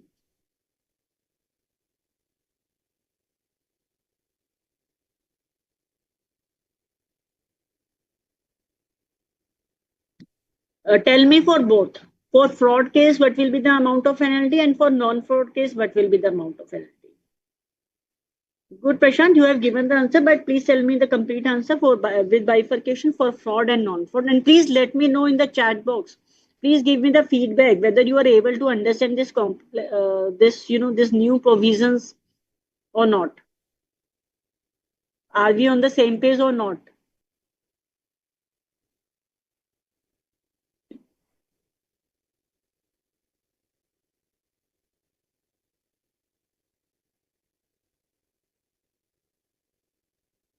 What will be the amount of penalty for fraud case as well as for non-fraud case? ठीक है. In case of non-fraud case, your answer is correct. And what will be the penalty in case of fraud case?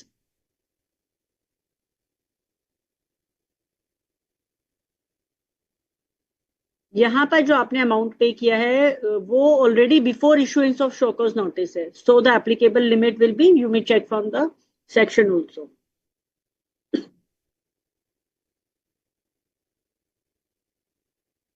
What will be the amount of penalty in case of fraud cases? Leela, have you understood the concept?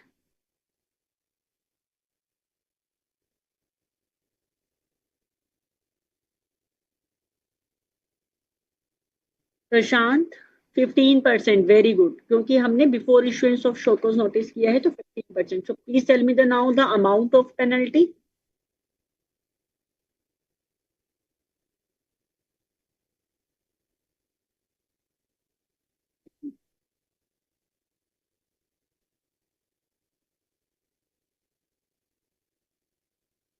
Amount of penalty?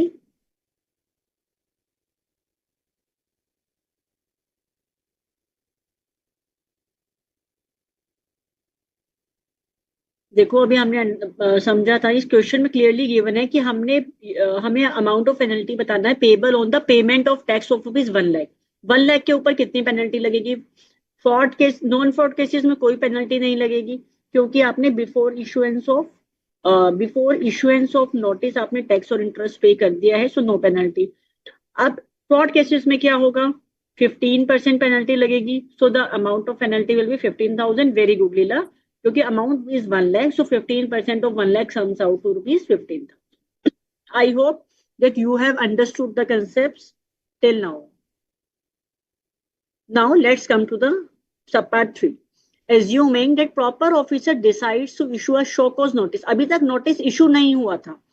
अब हमें assume करने कि proper officer ने decide किया है कि वो notice issue कर रहे हैं under section 74A on 10th October 2025.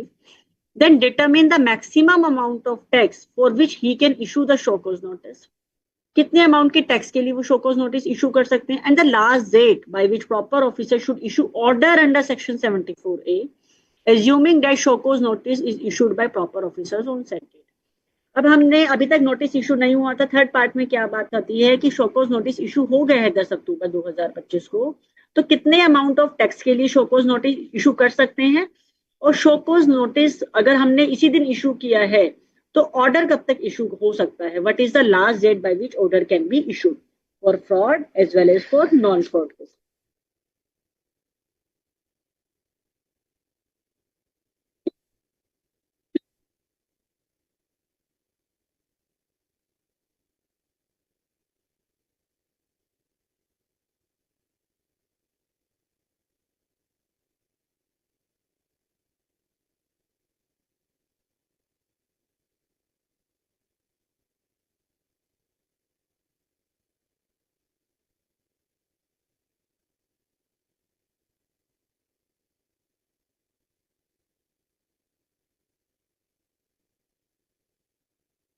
Let's understand the relevant provisions.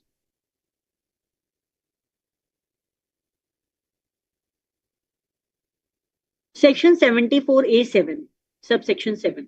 It says proper officer shall issue the order under subsection 6 within 12 months from the date of issuance of notice specified in subsection 2. ठीक है, provided that where proper officer is not able to issue the order within specified period, commissioner or an officer authorized by commissioner senior in rank to proper officer but not below the rank of JC of CT, Joint Commissioner of Central Tax may, having regard to reason for delay in issuance of order under subsection 6, to be recorded in writing before the expiry of specified period, extend the said period further by a maximum of 6. तो क्या बोलते हैं section 74 subsection 7 कि हम order issue कर सकते हैं within 12 months from the date of issuance of notice. और यहाँ पर एक्सटेंशन की भी बात की जा रही है कि एक्सटेंशन भी मिलती है. हमें एक्सटेंशन कितनी मिलती है? हमें एक्सटेंशन मिलती है maximum 6 months.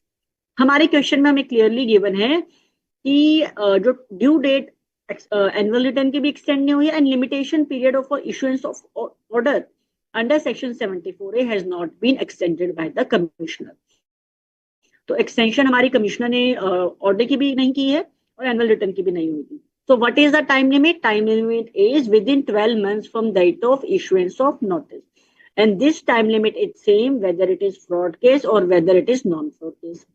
So time limit for issuance of order क्या है? 12 months from the date of issuance of show cause notice. And how much extension is allowed? Extension up to 6 months is permitted. Now, let me know the time limit within which can this order be issued for fraud as well as non-fraud case. एक part का answer करो.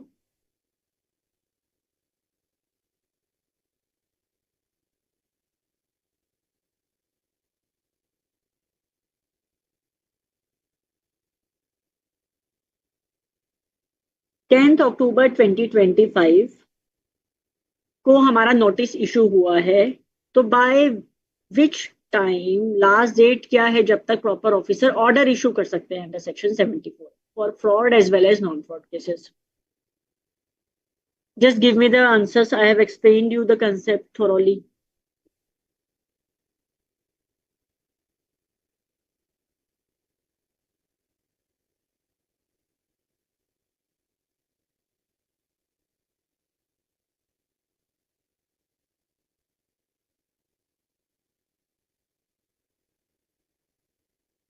लीला your answer is correct. Within 12 months है यहाँ पर प्रशांत.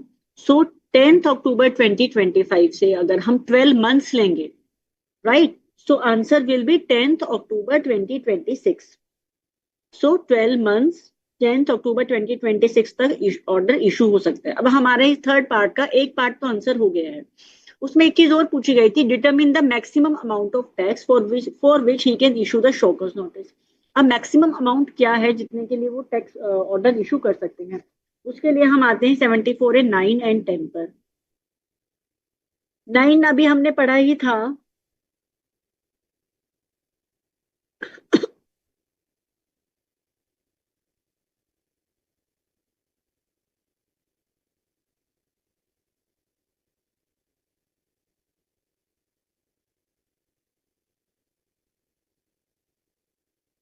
Section 74A 10 9 में penalties दी हुई हैं जो भी हमने डिस्कस की थी. 74A 10 where the proper officer is of opinion that amount paid under clause 1 of subsection 8 or clause 1 of subsection 9. Section 74A 8 और 9 क्या बताता है? 74A 8 जो है वो पेनल्टी बताता है. वो पेनल्टी बताता है नॉन फ्रॉड केसेस की. सेक्शन 74A 9 भी पेनल्टी बताता है. वो पेनल्टी बताता है फ्रॉड केसेस. अब 74A 10 क्या कहता है कि अगर प्रॉपर ऑफिसर को लगता है कि जो अमाउंट पे किया था हमने subsection under clause 1 of subsection 8 और clause 1 of subsection 9 falls short of the amount actually payable. Clause 1 में कौन सा अमाउंट था? जो हमने नोटिस इशू होने से पहले पे किया था. अगर हमें प्रॉपर ऑफिसर को लगता है कि वो अमाउंट कम है, चाहे फ्रॉड केस हो या नॉन फ्रॉड केस में हो, he shall proceed to issue the notice as provided for in subsection 1. वो नोटिस इशू कर सकता है इन respect of such amount which falls short of the amount actually payable. जितना amount कम रह गया है एक्चुअली पेबल से उस कम अमाउंट के लिए प्रॉपर ऑफिसर आपको प्रॉपर ऑफिसर जो है नोटिस इशू कर सकता है. सो what is the maximum amount for which order can B notice can be issued? Determine the maximum amount of tax for which he can issue the show cause notice. अभी हमने question में देखा कि हमारा maximum total amount निकाला गया था 4,60,000 rupees और उसमें हमने 1,00,000 रुपीज खुद से पे कर दिया था. So the difference is rupees 4,60,000 minus 1,00,000, that is rupees 3,60,000. Good Prashant Jain, your answer is correct. तो डिफरेंस अमाउंट है 3,60,000 रुपए. 3,60,000 this amount is same. Fraud हो या नॉन फ्रॉड हो, हमारा जो है हमने 460 आया था, हमने 1,00,000 रुपीज पे किए, तो 360 के लिए मैक्सिमम अमाउंट है जिसके लिए हमारे पास प्रॉपर ऑफिसर नोटिस इशू कर सकते हैं. उसके इस क्वेश्चन में दो पार्ट्स पूछे गए थे कि मैक्सिमम अमाउंट क्या है और लास्ट डेट क्या है. लास्ट डेट हमने डिस्कस किया अभी. Last date is same whether it is due to fraud और non fraud cases. Section 74A(7). देखो अब आपको याद भी हो जाएगा, सेक्शन 74A(7) जो है वो टाइम लिमिट बताता है ऑर्डर की. वो है 12 months from date of notice. So date of notice क्या थी? 10th अक्टूबर 25. तो ऑर्डर कब तक हो सकता है? 10th अक्टूबर 2026. ये सेम है, फ्रॉड हो या फिर नॉन फ्रॉड हो, दोनों के लिए सेम है. सेक्शन 74A(8) पेनल्टी बताता है नॉन फ्रॉड केसेस की. 9 जो है वो पेनल्टी बताता है फ्रॉड केसेस की. सेक्शन 74A(10) पर आते हैं तो वे कहते हैं कि अगर कोई अमाउंट आपका शॉर्ट रह गया है तो जितना शॉर्ट रहा है हम उसके लिए नोटिस इशू कर सकते हैं. Now coming to the last part. In continuation of sub part 3 above, if proper officer issues a show cause notice under section 74A on 10th October 2025 for the amount of tax so allowed and Arnav Enterprises decides to pay said tax along with applicable interest on 5th December 25, you are required to determine penalty. This is the last part. अब जो notice है वो issue हो गया है. हमने मान लिया कि जो डेट ऊपर दी गई थी 10 अक्टूबर 2025 को नोटिस इशू हो गया है. अर्नव ने क्या किया है, उसने डिसाइड कर लिया कि जो भी टैक्स बनता है और जो भी एप्लीकेबल पेनल्टी है वो मैं पे करूंगा 5th December 2025 को. ठीक है. तो now you have to tell me the amount of penalty which I have already discuss it with you. What will be the amount of penalty if it is a non-fraud case, जो कि question में है bona fide error, or if it is a fraud case? You may use section 74A, subsection 8 and 9.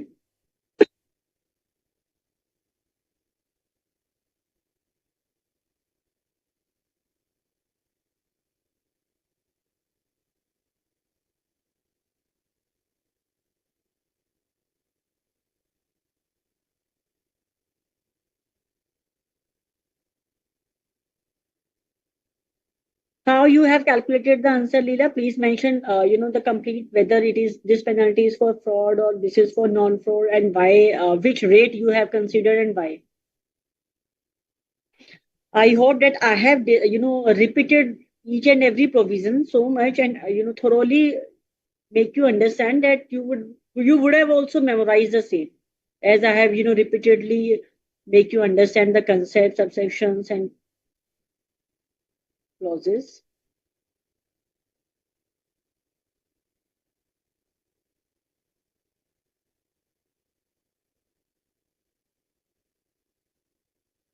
Good, Prashant. One part of the answer is correct. Please tell me for fraud.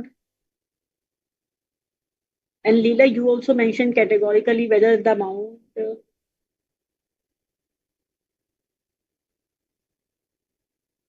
Your one part of answer is correct. One is wrong, Leela.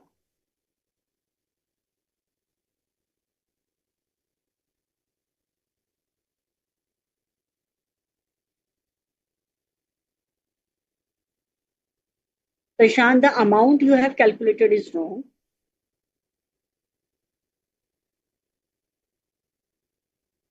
See, 4,60,000 यहाँ पर determine किया गया था. उसमें से 1,00,000 तो already पे हो गया है. तो बात हो रही है 3,60,000 की, जो डिफरेंशियल अमाउंट है जिसके लिए वो मैक्सिमम नोटिस इशू कर सकता है. प्रॉपर ऑफिसर मैक्सिमम अभी हमने ऊपर निकाला था ना कि कितने अमाउंट के लिए इशू कर सकते हैं. 1,00,000 तो ऑलरेडी उन्होंने पे कर दिया. 460 डिटरमिन किया था. So maximum amount is rupees 3,60,000 on which the penalty will be computed.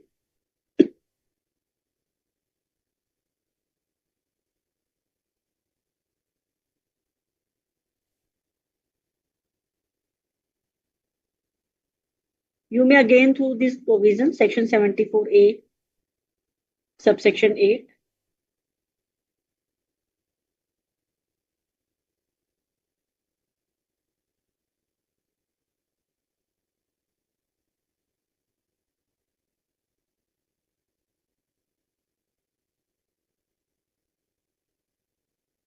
सी, यहाँ पर 10 अक्टूबर 25 को हमें नोटिस इशू हुआ और हमने जो टैक्स है अलोंग विद एप्लीकेबल इंटरेस्ट कब पे किया है? 5 दिसंबर 2025 को, यानी कि before issuance of show cause notice तो नहीं किया। अब कितने दिनों के अंदर किया है? हमारे पास क्या क्या टाइम लिमिट्स हैं? क्लॉज 1 बोलता है कि before service of notice, and second part है within 60 days of issue of show cause notice. जहां पर हमने विद इन 60 days किया है कि नहीं किया है? 10th अक्टूबर को हमारा नोटिस इशू हुआ। We have made payment on 5th December 2025. So let me know whether the payment has been made within 60 days or not. Right? So payment has been made within 60 days. Now it says कि अगर pay the said tax along with interest within 60 days of issue of shockers notice, and on doing so, no penalty shall be payable. All proceedings shall be deemed to be concluded. I have discussed that section 74A subsection 8 relates to non-fraud cases. वहां पर अगर आपने show cause notice से पहले पे कर दिया है तब भी कोई पेनल्टी नहीं रहेगी। अगर शोकोज नोटिस इशू हो गया and you have made the payment with in 60 days, then also no penalty will be applicable, right? And for fraud cases,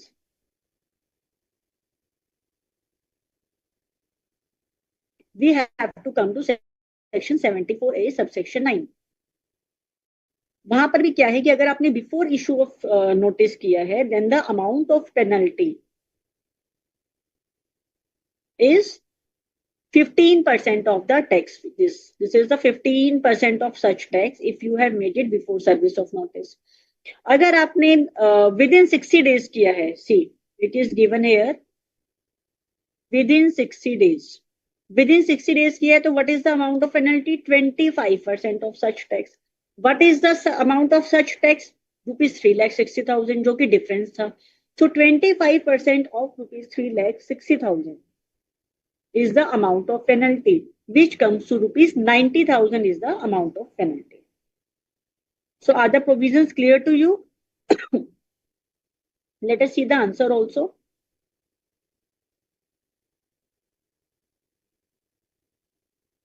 First part, जहां पर टाइम लिमिट पूछी गई थी नोटिस की, it is with in 42 months, and the point to notice कि same limitation period is there for issuance of show cause notice, whether it is on account of fraud and or a bona fide error. second part में हमसे पूछा गया था कि what is the amount of penalty. यहाँ पर first case में बोना फाइड अगर एरर है, अगर आपने बिफोर सर्विस ऑफ नोटिस दे दिया है, ये देखो see, before issuance of show cause notice then और इन्फॉर्म कर दिया है, तो they shall not serve any proper officer shall not serve any show cause notice in respect of tax or any penalty. So no penalty is payable by Arnav Enterprises and no show cause notice will be issued. However, अगर यहाँ पर ये case fraud case है and a penalty equivalent to 15% of such tax on the basis of his ascertainment किया है अगर हमने, तो भी कोई पेनल्टी नहीं होगी. ठीक है, तो अगर यहाँ पर हमारा before issuance of show cause notice है तो फ्रॉड केस में हमें 15% ऑफ अमाउंट करना होता है. 15% of amount is 1 lakh is 15,000. Third part में हमसे पूछा गया था कि ऑर्डर कब तक इशू कर सकते हैं और कितने अमाउंट का कर सकते हैं. हमने 1 लाख रुपीज ऑलरेडी पे कर दिया था. सो what is the amount for which is fall short कितना हुआ? 460 माइनस 1 लाख 3,60,000 रुपीज. 3,60,000 1 लाख यहाँ पर पे कर दिया था. ये फ्रॉड और नॉन फ्रॉड दोनों केसेस के लिए सेम ही है. अब यहाँ पर आती है बात ऑर्डर की. ऑर्डर कब तक कर सकते हैं? The limit is within 12 months from date of issuance of show cause notice, and this is also same for fraud case as well as for non fraud case. हमने 10 अक्टूबर 25 को हमने शोकॉज नोटिस इशू किया था, and what is the time limit for order? 10 October 2026.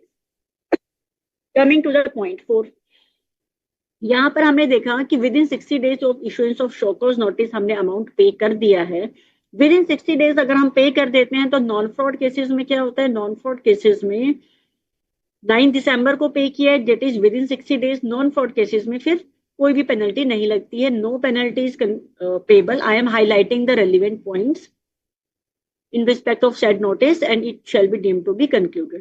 अगर यहाँ पर on account of fraud है तो क्या रहता है, फ्रॉड के केस में 25% of such tax is penalty equivalent to 25% of tax within 60 days of issuance of notice. 3,60,000 was a differential amount, इसका 25% यानी कि 90,000 रुपीज आपको पे करने हैं the amount of penalty and all the proceedings in the respect of the notice shall be deemed to be concluded. We have the summary of this, let me show you the summary.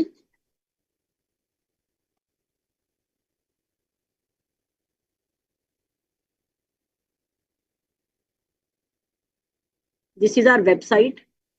You come to the students BoS knowledge portal,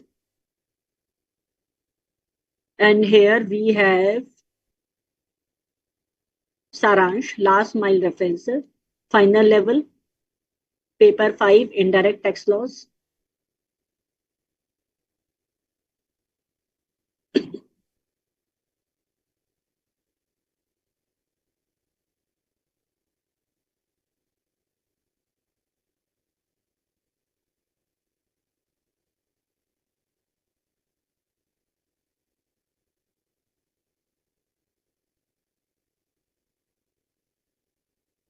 This is a summary. Time limit 42 months. Please make full use of it. We pay, we all put a lot of efforts in, making these summaries for you. Please have a glance at it, and all those friends who are unaware, please also let them know. Penalty, non-fraud 10% of tax due 10,000, whichever is higher. Fraud case equivalent of tax due. In case where tax and interest has been paid before show cause notice, non-fraud में nil है, fraud में 15% of tax due. Within 60 days में पे किया है, non-fraud cases में nil है, fraud में 25% of tax due. ठीक है, issue of order हम कर सकते हैं, determine after considering representation. Time limit is 12 months from date of issuance of show cause notice and extension is 6 months.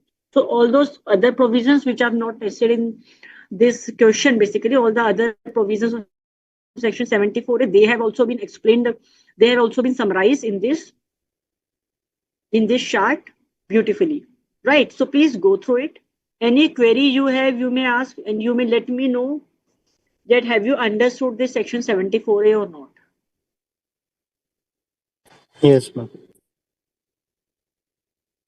And I hope that now you also remember the limits and the penalty also, because I have deliberately repeated it so that you are able to memorize it.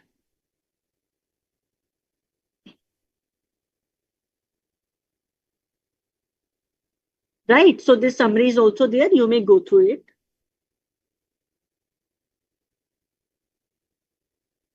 Now, let's take one more question, amendment-based question.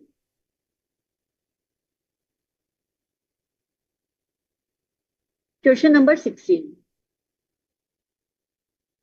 The appellate authority passed an order against Venue Automobiles Private Limited demanding IGST of rupees 1200 CR. Venue Automobiles Private Limited wishes to file an appeal against the order of the appellate authority. Company admits the liability of 100 CR but wishes to litigate the balance demand amount and thus files an appeal to the appellate tribunal. You are required to determine the amount of pre-deposit which is required to be paid by Venue Automobiles Private Limited for filing the appeal. I hope that now this the relevant section is clear to you. Section 112 is applicable here. Please calculate the answer, compute the answer with brief reasoning and let me know.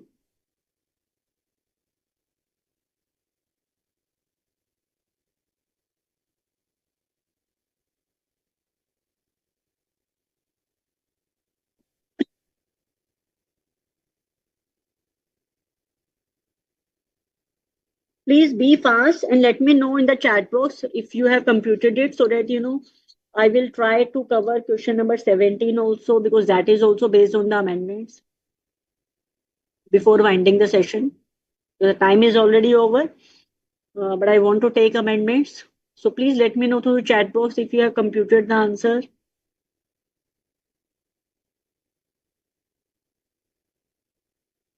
Have you gone through section 112?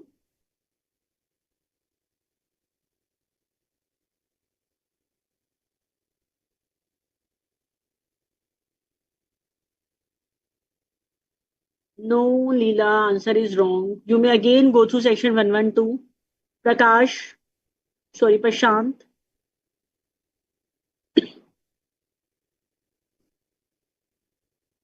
Other students, you also please respond. You cannot imagine the the amount of benefits which these students are taking, who are giving replies of each and every question through the chat box. They are really learning and moving ahead from all of the students who are not giving responses and not giving interaction.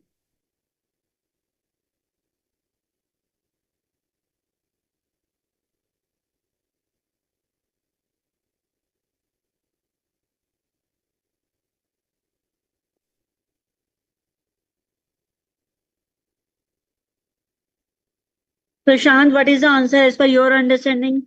Have you gone through section 112, or shall I again, go through the provisions as I have gone through in section 74A? No, ma'am, I've gone through, but I am not remembering exactly. But Anyway, no, not an issue. But since your exams are near, you should, you should have remembered this provision. Anyway, I am repeating it like I have gone through in section 74. It says section 74A is applicable in case of appeals to appellate tribunal. ठीक है, हमने अभी question में जो देखा कि appellate authority के against में अपील पास करनी है, और अपील्स हमने दिया हुआ है कि he wishes to file an appeal to the appellate tribunal. So if you want to file an appeal to the appellate tribunal, then section 112 comes into picture. Now section 112 subsection 8 talks about the amount of pre-deposit. What does it? It says no appeal shall be filed under subsection 1 unless the appellant has paid in full such part of the amount of tax, interest, fine, fee and penalty arising from the impugned order as is admitted by him, and a sum equal to 10% of the remaining amount of tax in dispute in addition to the amount paid under subsection 6 of section 107 arising from said order, subject to a maximum of 20 CR in relation to which appeal has been filed. So this is the amendment here, that 20 CR is the upper limit. It has been, see this, this is the amendment which is effective from 1st November 24. Earlier it was 50 CR. Right. So by Finance number 2 Act 2024, applicable from 1st November 24, the limit has been reduced from 50 CR to 20 CR. Now you may compute your answer. Please do it quickly so that we can discuss it with you.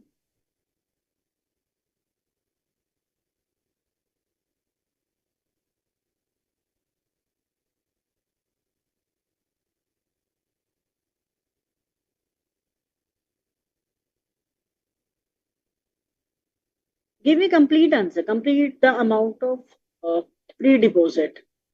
No, Prashant, your answer is wrong. Leela, your answer is also not correct, in entirety. I am asking the total amount of free deposit. Here is a student. See, this is the point where generally students commit mistake. Let us understand. Let us once again go through the question.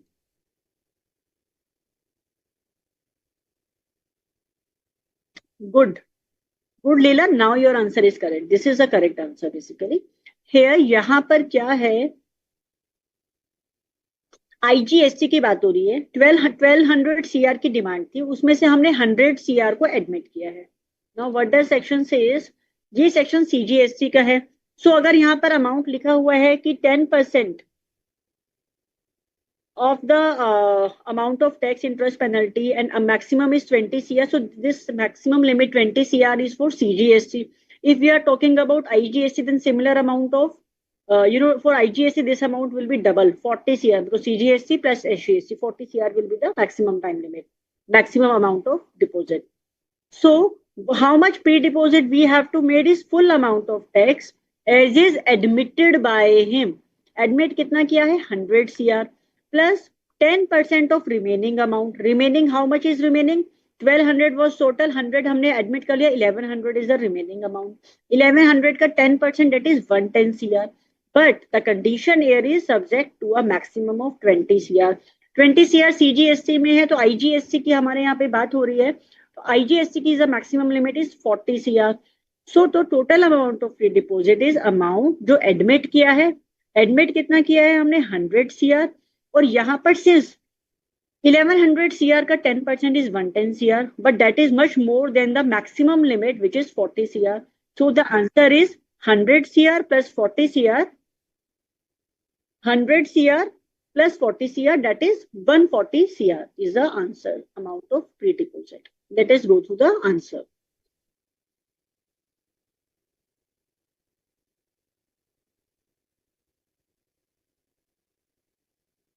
ठीक है, full amount 100 CR, 10% of tax in dispute 110 CR, 10% of 1100, but maximum कितना है 40 CR.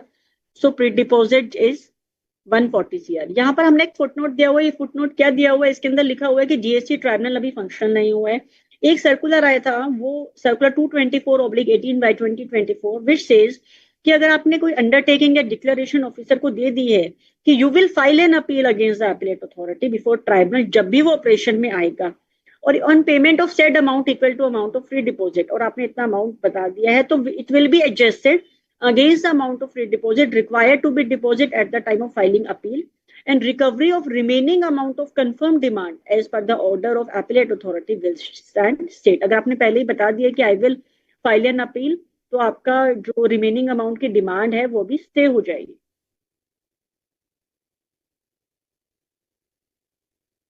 Now let me take the last question of this session, one amendment based question. Now, please don't tell me that you have not gone through the provisions of Schedule 3. This is the concepts which are covered in Chapter 1 of CA Final. So, I want correct answer from all of you. Let's move to the question number 17. ABC Insurance Limited, a registered insurer in Maharashtra, is engaged in providing insurance services. During the current financial year, the company entered into following transactions. ABC Insurance Limited enters into a co-insurance agreement with XYZ Insurance, where ABC Insurance Limited is a lead insurer. ABC ने XYZ के साथ में co-insurance किया है. वहां पे lead कौन कर रहा है? ABC Insurer. Insured ज्ञाति इंडस्ट्रीज, उसने टोटल प्रीमियम दिया है 50 CR का, जो कि अपोर्शन हो गया है lead insurer ABC and XYZ के इन द रेशियो ऑफ 60:40. 60 इसको इसलिए ज्यादा मिला है क्योंकि वो लीड इंश्योरर है. ज्वाइंटली सप्लाई की हैं जो उन्होंने सर्विसेज ज्ञाति को. Now ABC insurance limited agrees to discharge the entire GST liability on the full amount of premium received from Gyati Industries. Second part हम अलग से पढ़ेंगे. Question is based on the provisions of schedule 3 of CGST act. Discuss whether the above activities amount to supply. किस activity की बात कर रहे हैं? जो अपोर्शनमेंट ऑफ को insurance premium by ABC Insurance Limited to XYZ for the insurance services jointly supplied by them to Gyati Industries. तो जो क्या इन्होंने जो अपोर्शन किया है, क्या वो एक्टिविटी सप्लाई है?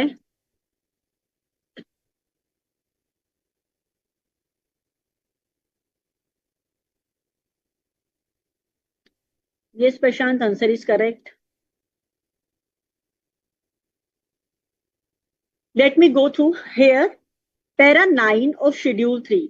Please, by this time at least, I expect from you that you have gone through entirely all the concepts which are covered in first chapter of GST study material.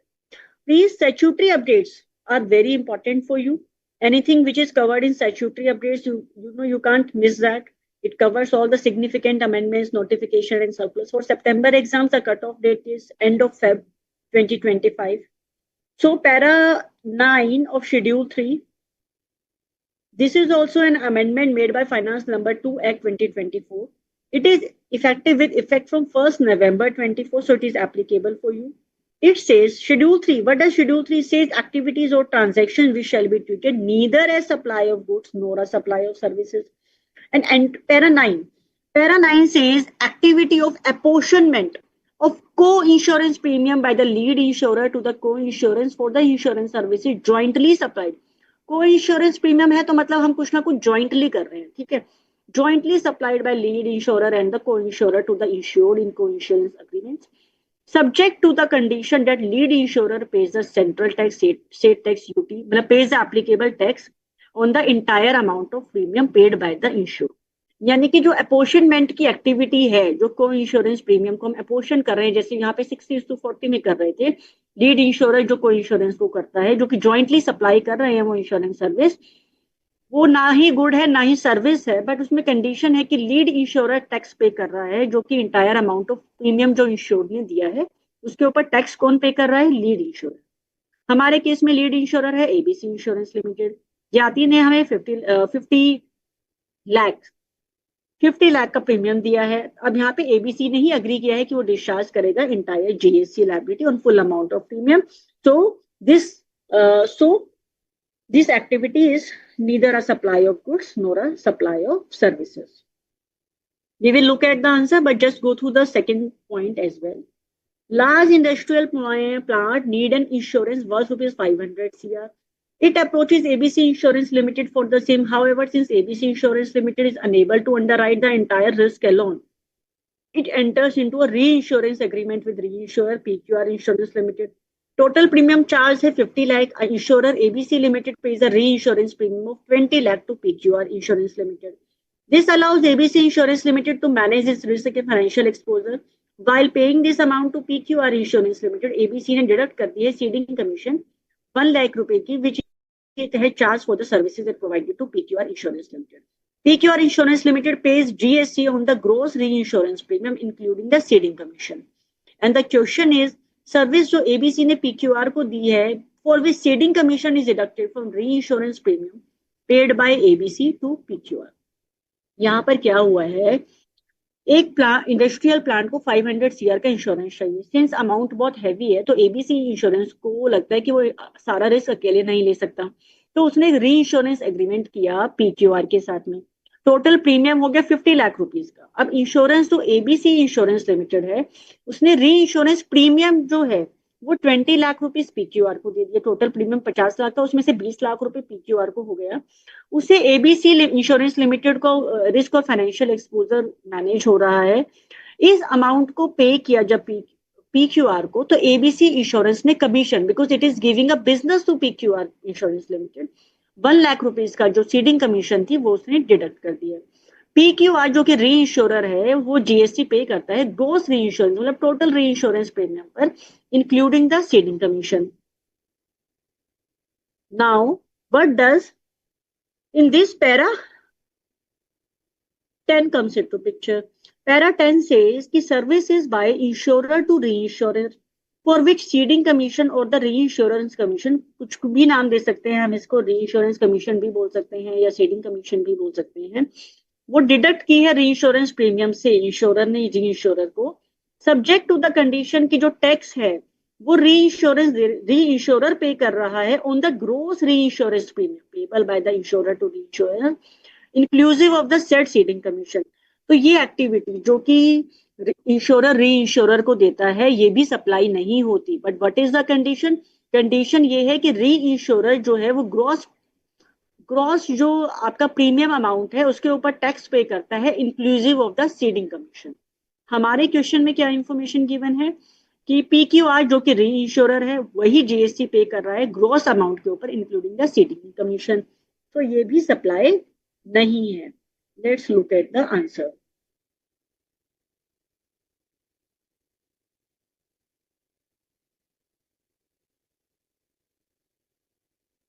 Seventeen ए जो कि को insurance था, para 9 उसमें applicable हो जाएगा. यहाँ पे lead insurer को जो कि एबीसी है वो पूरा इंश्योरेंस प्रीमियम दे रहा है फुल प्रीमियम अमाउंट के ऊपर और डज नॉट पे GST on the share of premium separately.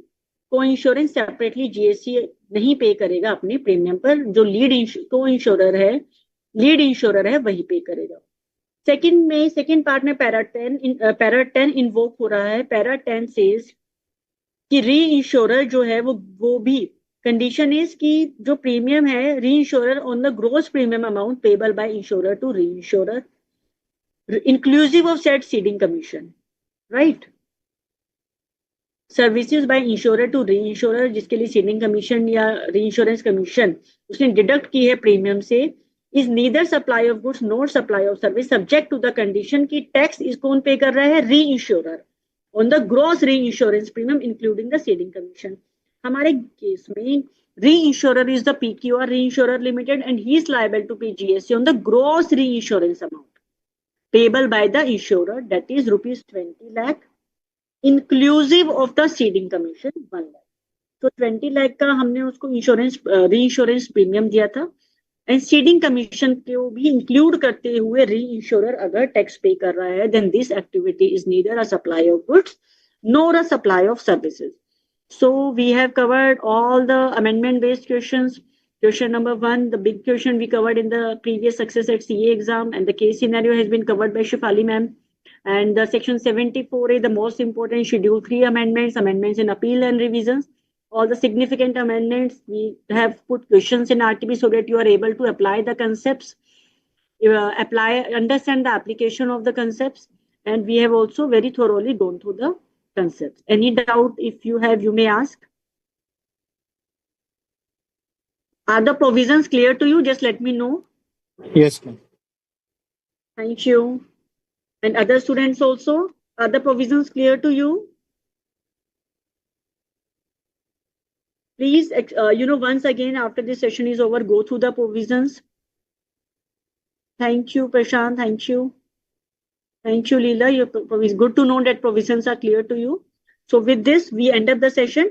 And, once we end up the session, please again go through these concepts. If you will, if today itself you will go through the concepts repeatedly, then I am sure that you, even if you do not, revise it, do not pay much attention before the examination, you don't get much time. If you just, flip the pages of the Saransh, if you just read the concepts, then you will be able to apply the concepts if any question comes in the examination.